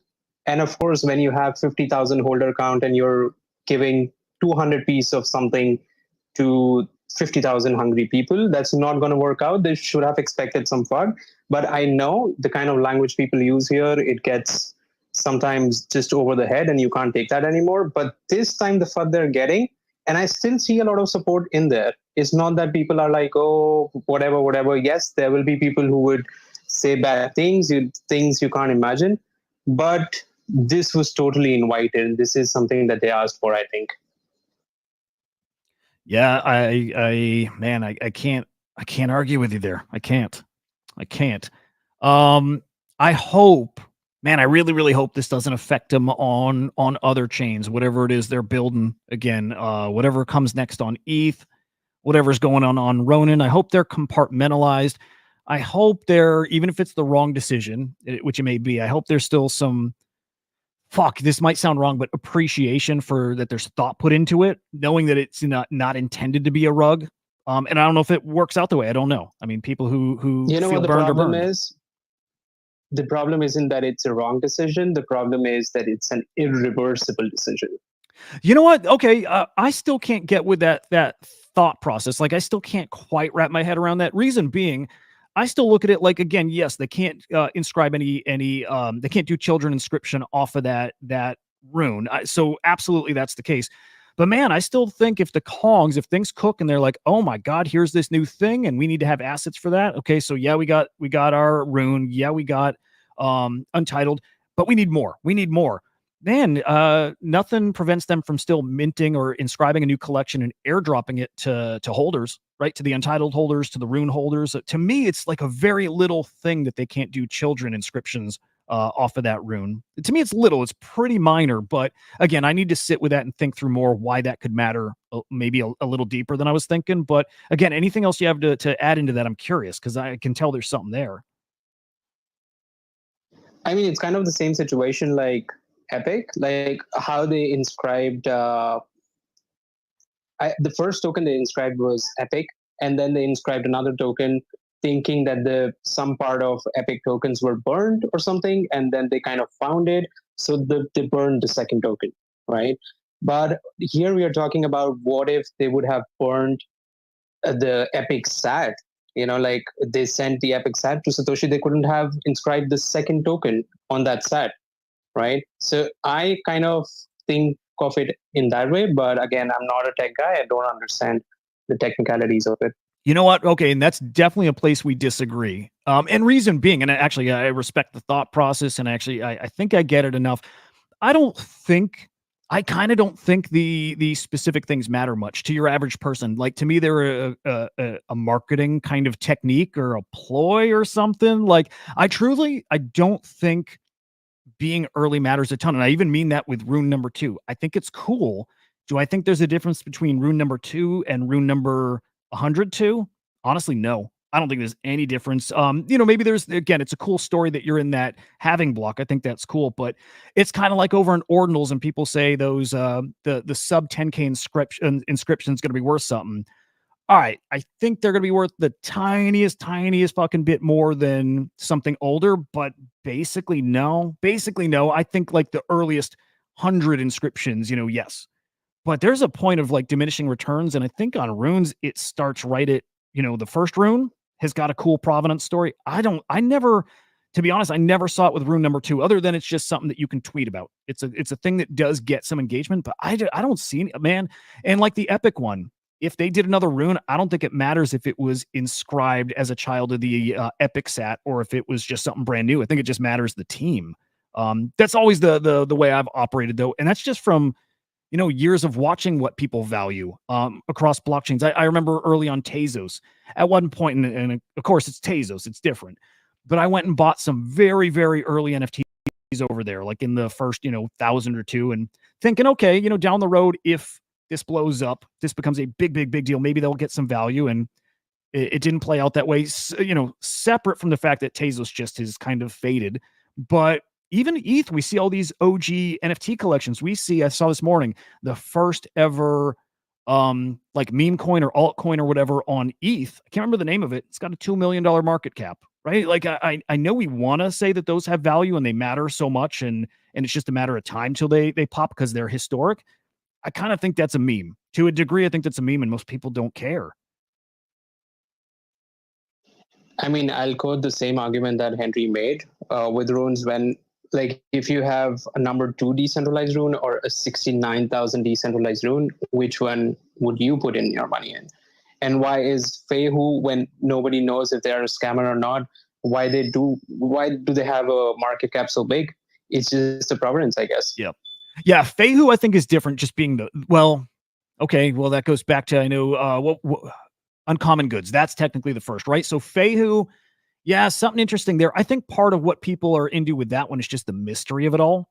The mystery, as opposed to it being, number 1. What Uncommon Goods is 0. Is that correct? I think that's correct. The numbering order. Yeah. I'm not sure. And I guess maybe this is, Bitcoin still is different. It is a different kind of provenance. I think we still got to see how that story plays out. Ultimately we'll see. English says about Epic is more valuable if only one rune exists from that sat. So if another rune ends up coming out, I guess value is limited because Epic was there first. Yeah, I still wonder. I guess, again, we still have to see how the child stuff plays out. Yeah, it kind of dilutes the value of Epic, right? If there's only one rune that is inscribed out of an Epic set, then it has to be just one. If you do 2 or 3, then you're just diluting the value of the first one. Yep. Yeah, it's true. By the way, over on YouTube, Keek is... sorry, hang on. Just had to switch screens here. Keek saying, is Huda saying that the roadmap could still be in play? Yes, in a way. So let me explain. Okay, roadmap. Part of the problem is there was never a roadmap, and they probably should have had one. Like, they should have either stuck with what they said at the beginning, which is what they said in their post. Like, at the beginning, it was just going to be the Prometheans, the rune drop out, the end, right? They switched on that, right? They should have stuck to it. They didn't. After they went for a PFP, there should have been a roadmap. There should have been something so people could maybe kind of set expectations properly. But anyway, as far as the roadmap is still in play, the answer there, again, it's yes. Given that there's no roadmap, what it is, who the fuck knows? But Henry said that if there's stuff that makes sense to do in Bitcoin, again, if the tech evolves, if there is actually something you can do beyond just a PFP, truth is, Kong's got too many fucking PFPs. There's a lot of them, and I love them all. But they got a lot of PFPs. I don't think they need thousands more, even if it's on Bitcoin. If something comes along that's cool as shit, Kongs are still open to that. Henry said that. I mean, I guess kind of the end there. They can still do whatever. They just can't make a child inscription from that initial rune, and I just won't think it'll matter at that point. But we'll see if they've burned those good graces at this point, with how this stuff has been handled. But yeah, I don't think this is the end of the story for Kongs and the Bitcoin ecosystem. It just is them trying to say, guys, we're throttled back. I mean, it was more than that. I mean, they said this is our involvement here is done. But again, this is why I don't think the messaging was great. It was definitely a for now, or the capacity we're at right now. Our involvement in the future will maybe be different, look different, but we're still open to whatever. And now we got all these assets out there that we can still do stuff with. Again, if they mint another PFP, if they end up changing their mind there and like, oh, fuck it actually would be cool to have 4,000 PFPs on Bitcoin, we'll accept RUNE. We'll accept the RUNE. We'll accept Decentralized as that payment token. So there's still going to be opportunities there. I still wish, this is the one thing I am stuck on that I'm bummed about. I just was hoping the whitelist opportunities would still come, that they would at least have their collab managers still trying to get whitelists for their holders. Like the end. That's the one thing I was looking forward to. And nothing stops projects coming in and airdropping stuff to the holders. And I still think that'll happen. I mean, again, 41,000 holders of Decentralized. Anybody who comes in and mints something, they want a big old distribution. So I have a feeling Decentralized holders are still going to be targeted. And same with Prometheans. I still think you will get some pretty cool ass airdrops from that stuff, independent of the Kongs doing something or not. And that very much is the spirit of being decentralized. So I like that. I expect more of that to come, but I wish they weren't saying they're done trying to find those whitelists. And I hope that's not how it ends up playing out. We'll see. We'll see. There's a lot to learn still here. Let me see if there's any other good comments over on YouTube. By the way, guys, how do you like the spaces and video stream? Do you like getting the conversations in here too? Like, I sure as shit do. I dig it. And you guys who are up here chatting, appreciate you. It's pretty fun. This is like, I've been doing this for a year. I think you guys have been looking at names. I think most of you guys have been on the YouTube side. But yeah, dude, this is the first time we've ever done spaces at the same time. I fucking love it. Okay. Oh, cool. Well, it sounds like you guys like it too. Good shit. What we'll probably do, like, because it works, it just works, right?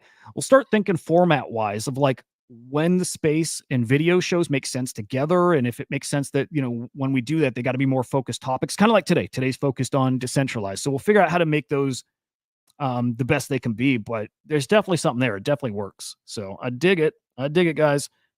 Let's see.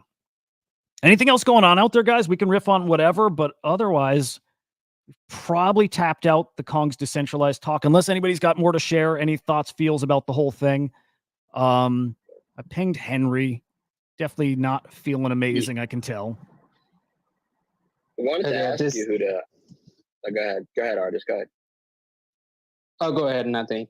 If I go on, it might sound like I'm just against the team.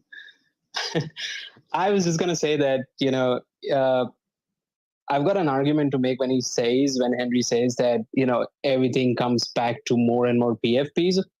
And being an OG in the space and seeing everything that is all the innovation going around, we know that smart contracts are coming. We know layer 2s are coming. And we don't really know how runes would be used. So saying that was so short-sighted that, okay, all we can do is PFPs, that is just today. We don't know what's going to happen after a month. So I don't think that's a good enough reason to, you know, bail out on something saying that all we could do is PFPs. Yeah, dude. Actually, I think dude, I don't know why this keeps muting, but yeah, dude, I'm with you. I actually agree there. Again, this stuff changes so fast. I mean, shit, guys, the ordinals protocol came out of nowhere. I mean, it's like we woke up one day and we're like, wait a second. NFTs, like collectibles on chain on mainnet, like out of nowhere. And similar thing with BRC20s, and then similar thing with runes. Yes, these things can happen out of nowhere. And yeah, I'm on that side with you guys as far as closing the door to that stuff now, when I think this is tip of the iceberg. Everything that's happened since Ordinals Protocol launched, tip of the iceberg. This stuff is going to look so different in a year and 2 years and 3 years and whatever. I'm with you there. That's why I'm with you guys as far as put it on ice. You know, say, hey, we did the PFPs. We're going to sit back and evaluate what's our next move. The end. That would be cool. Or say nothing. But if you had to make an announcement to keep the fudders in Discord kind of quiet, right? Something there. I get it. Make some kind of announcement. But man, maybe just say we're waiting, watching. We're always here. We're ready to strike. The end. Right? I'm with you. I think that would have been the way.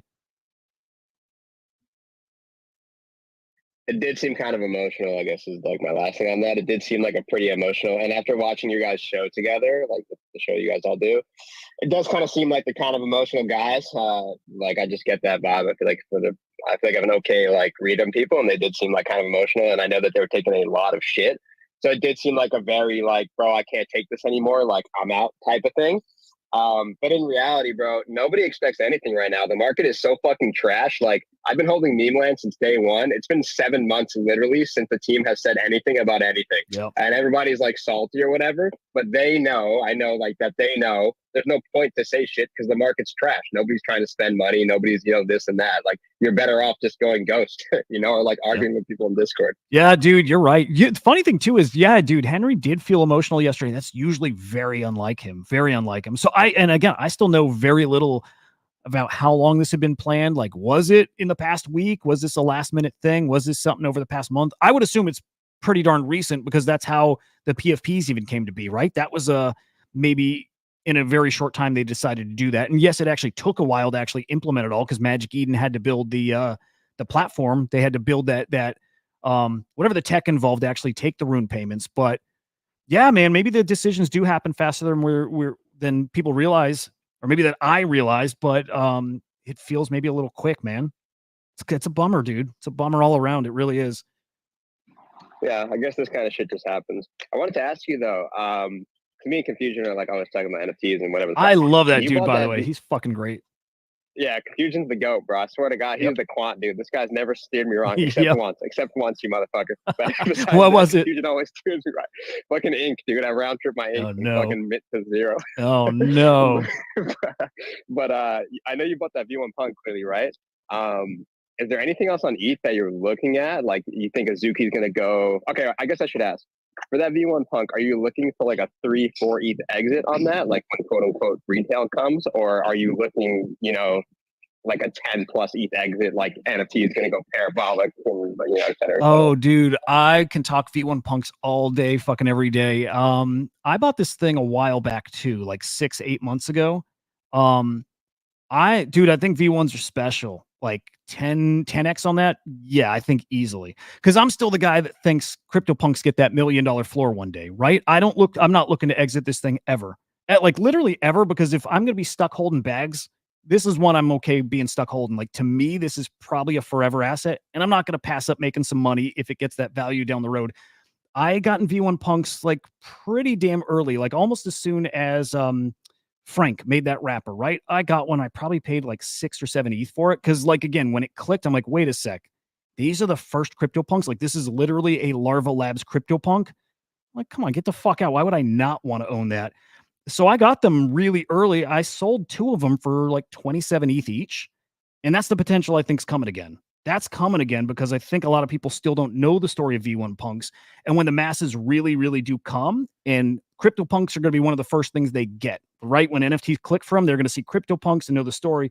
And shit, dude, when they realize they can get a CryptoPunk for right now, like an ETH, and I consider them CryptoPunks, I do, even if it's an error print or a beta or whatever, I think they got crazy potential, just insane potential. If I were liquid right now, I would buy a lot of them. I really would. And keeping this one probably forever, or finding my forever one and keeping it forever, but having a whole bunch to flip because I got no doubt about where these go at some point.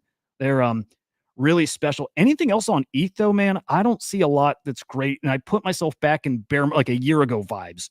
If I put myself back then, what would I have bought in that kind of market?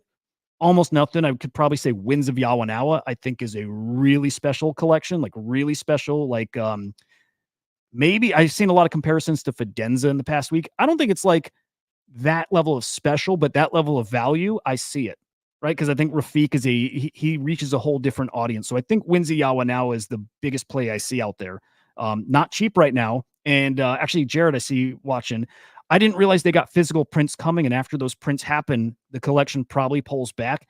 Dude, if those fall to 4 ETH or 5 ETH again, which they were at just like a week ago, I think Windsy Yawa now is like a slam dunk huge play. But they're not cheap. That's not an easy one to get into. But dude, other than that, you might laugh at me for this one. Moonbirds. I actually think Moonbirds are a play. And again, laugh at me. That's fine. But I think the Yuga chapter is they're getting ready for chapter 2. And I think they're on the right track. And I think Moonbirds ends up going like Doodles, right? That really cool animation and IP and all that stuff. I think Moonbirds got a real cool opportunity here. I hope you guys aren't sleeping on my PFP. What is that? Hang on, let me look. It's a My Pet Hooligan. Oh, dude, I love those. Well, my older brother's Tickle Snarf, and he does, I think, collabs for My Pet Hooligan. I love him. Yeah, I love My Pet Hooligan. Bro, hands down the best team ever on ETH. They're fucking my opinion. excellent. Dude, funny enough, I got on my PlayStation yesterday and I saw a game on there that I thought for a minute was My Pet Hooligans, their game. It's like it's like this gritty fucking degen rabbit game. And I don't know what it was, like if it's a shooter or what, but I saw it and I'm like, did they get their game on consoles? I actually thought for a second they did. But that speaks to the potential those guys got, man. They got that kind of potential. I mean, how many teams do you know that have partnered with NVIDIA, have partners with Prime, Amazon Prime, and then Palantir? So many, like AI, entertainment, and gaming. They are rocking in all three of those. Dude, with you. Yep, I think that's a special team. I really do. Other than that, it's my conviction plays aren't on ETH, and I'm a big believer in the ETH stuff. I am. Like, I think ETH, it's so trendy right now to FUD that ecosystem. ETH is fucking phenomenal. But my conviction's all in like the top ordinals collections. To me, that's the most automatic shit out there. I always say the big four: Quantum Cats, OMB, Bitcoin Puppets, and Node Monks. Like, to me, they're easy to call because they're the only ones, or they're the main ones worth something. But I think the upside on that's stupid. Like, I'm the one maybe looking like an idiot, but saying I think those are going to be 1-2 Bitcoin floor. And depending on how stupid this next run gets, I won't be shocked, to being totally honest. I won't be shocked seeing those maybe hitting 5 Bitcoin for a very short window, like peak euphoria, the top of the market. But it will not shock me seeing those up there. It sounds crazy though. I struggle with that, man. I struggle with that because I know, like, in particular, this one guy who's like an OG Bitcoin kid, and you know what he's doing with his Bitcoin? He's not spending it. And he's a millionaire off of Bitcoin. I'll tell you, he could give a fuck less to spend his Bitcoin, bro. He does not want to. He's just trading shit coins. Solana shit coins. A ton of guys like that, a fuck ton of those kind of guys. And my belief in the kind of spending that comes, it's from some of those kind of guys. The tiniest percentage of those guys wanting to get spendy on ordinals because, man, they reach a level of wealth that I think they were always hoping for, and it finally happens when Bitcoin, finally hits 150, 200K, and then they get reckless. And it doesn't take many of them for how little actually moves on Bitcoin. It doesn't take many of those kind of guys, along with new wealthy people, to get reckless for a small period of time to push those floors up.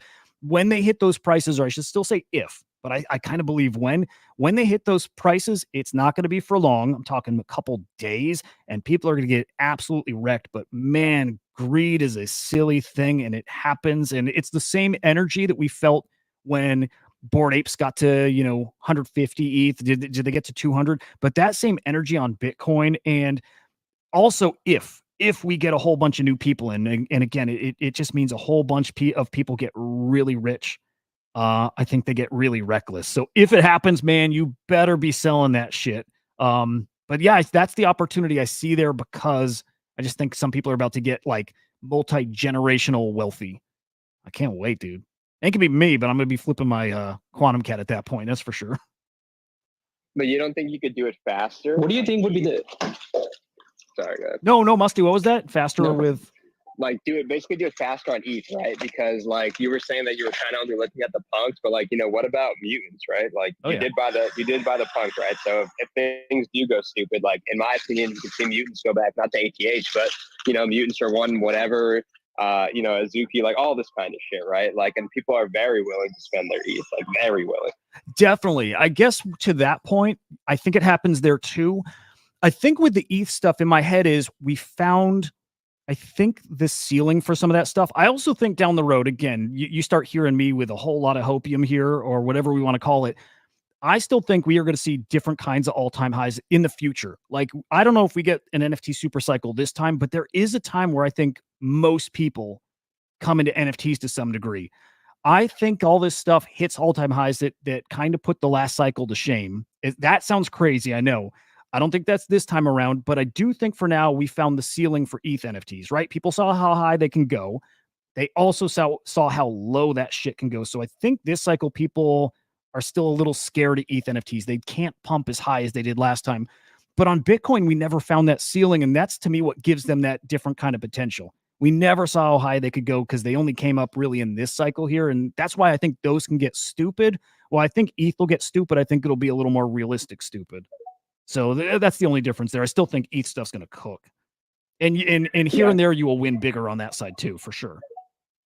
That's a fair point. Yeah, that makes sense. Me and Confusion talk all the time about like everybody really should have bought like a couple weeks back when like ordinals got fully flushed. Like that was the time to buy. Dude, yeah. Yeah, I guess when you say 5 Bitcoin, I'm like, bro, this guy's out of his mind. Right. But yeah, I mean, you could see super high prices for sure. It sounds dumb, and again, realistically, 1 to 2. I think 1, and I do think 2 is possible, and then 5 is that scenario where it gets ungodly stupid, like crazy stupid. That's the edge case. That's the one that almost definitely doesn't happen. But if it does, I'm gonna be like, people spend reckless. They do. I'm not shocked, but it's so unrealistic. But there's the tiniest chance that could happen.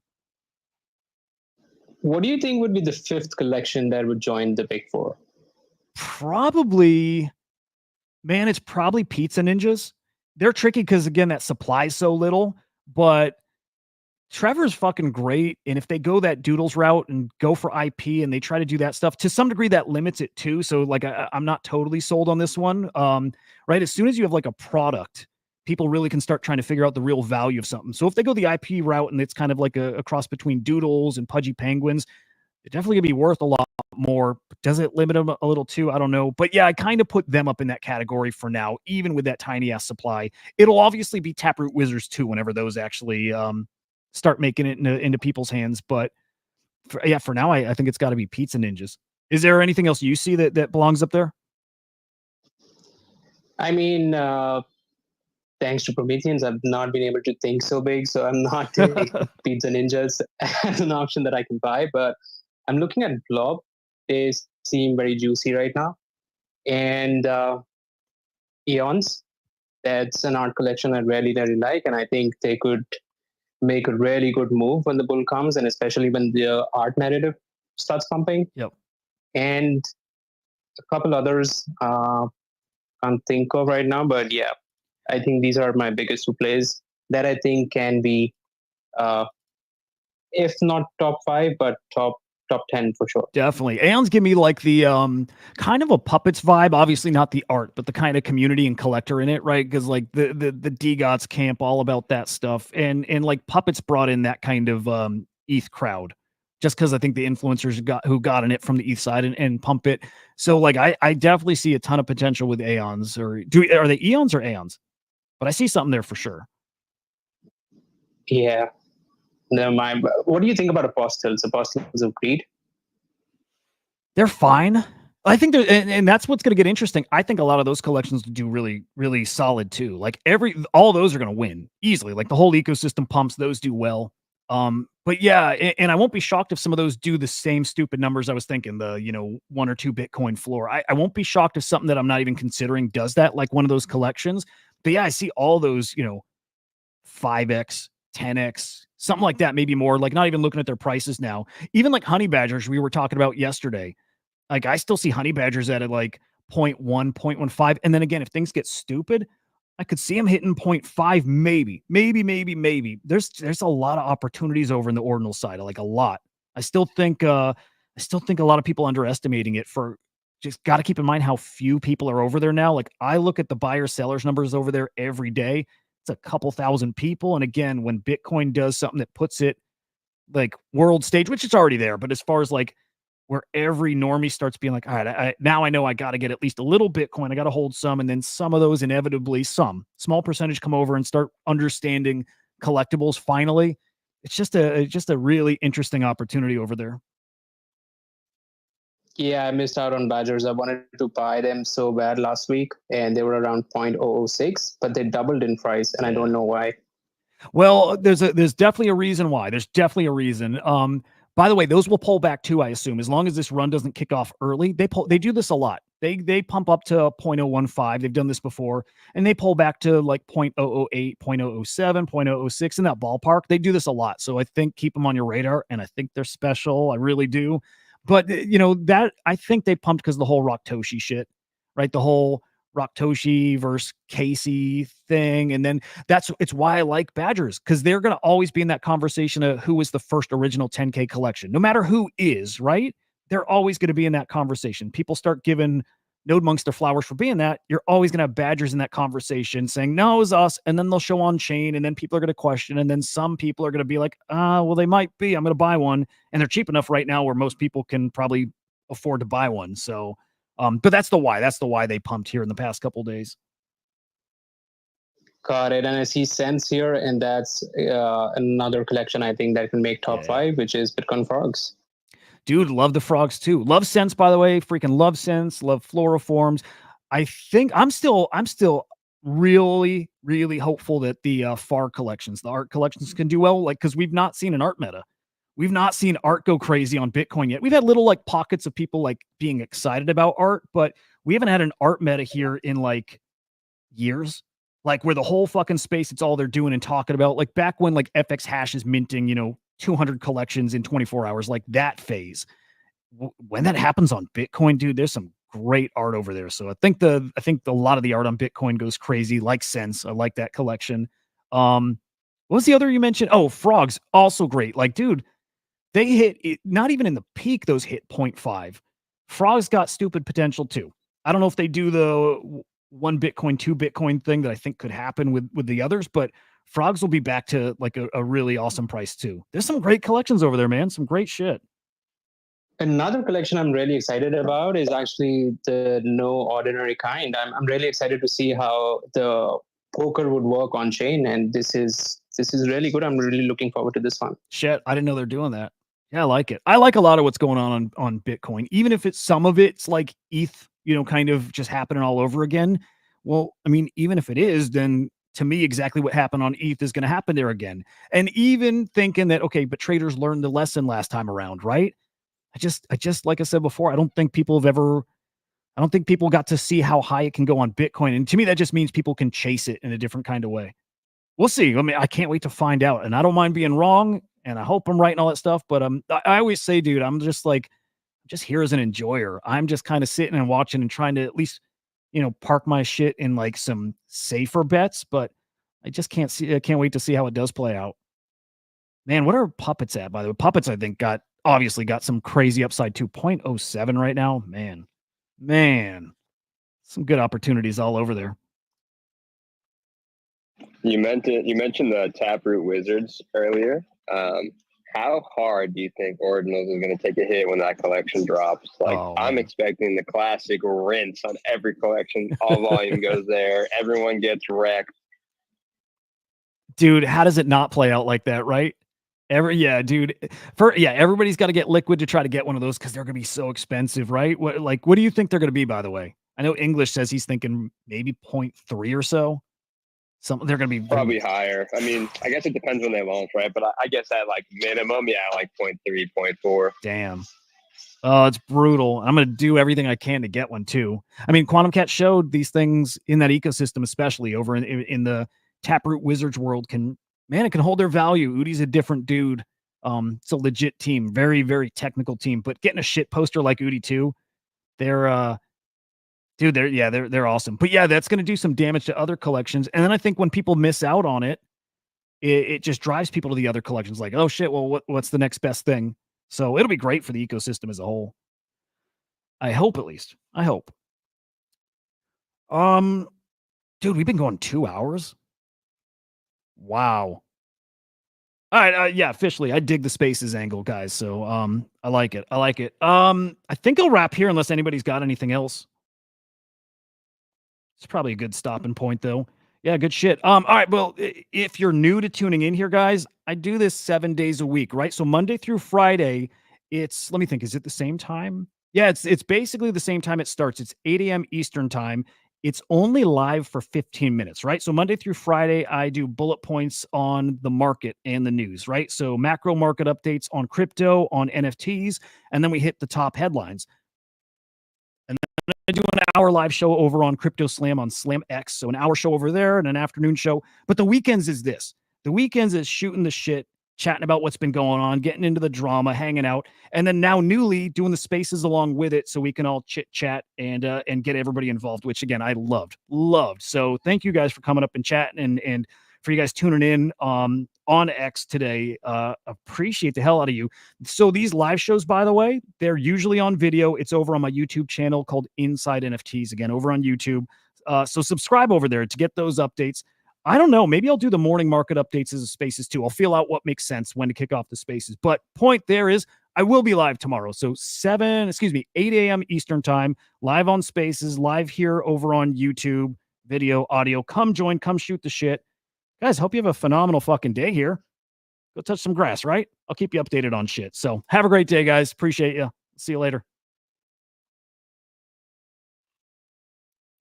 All right, now it's just us on YouTube, guys. But a special thank you to you guys. I wasn't sure how it would go, right? I didn't know if it would translate. It seemed to be pretty cool. So I appreciate you testing the new format with me. I hope you like hearing those other voices and perspectives. And always going to be an open stage. So if you want to come and chat, hop in the Spaces, come shoot the shit, get involved. It's going to get fun here, I think. But yeah, thank you guys again. Appreciate the hell out of you. Hope you guys have a great day, guys. See ya.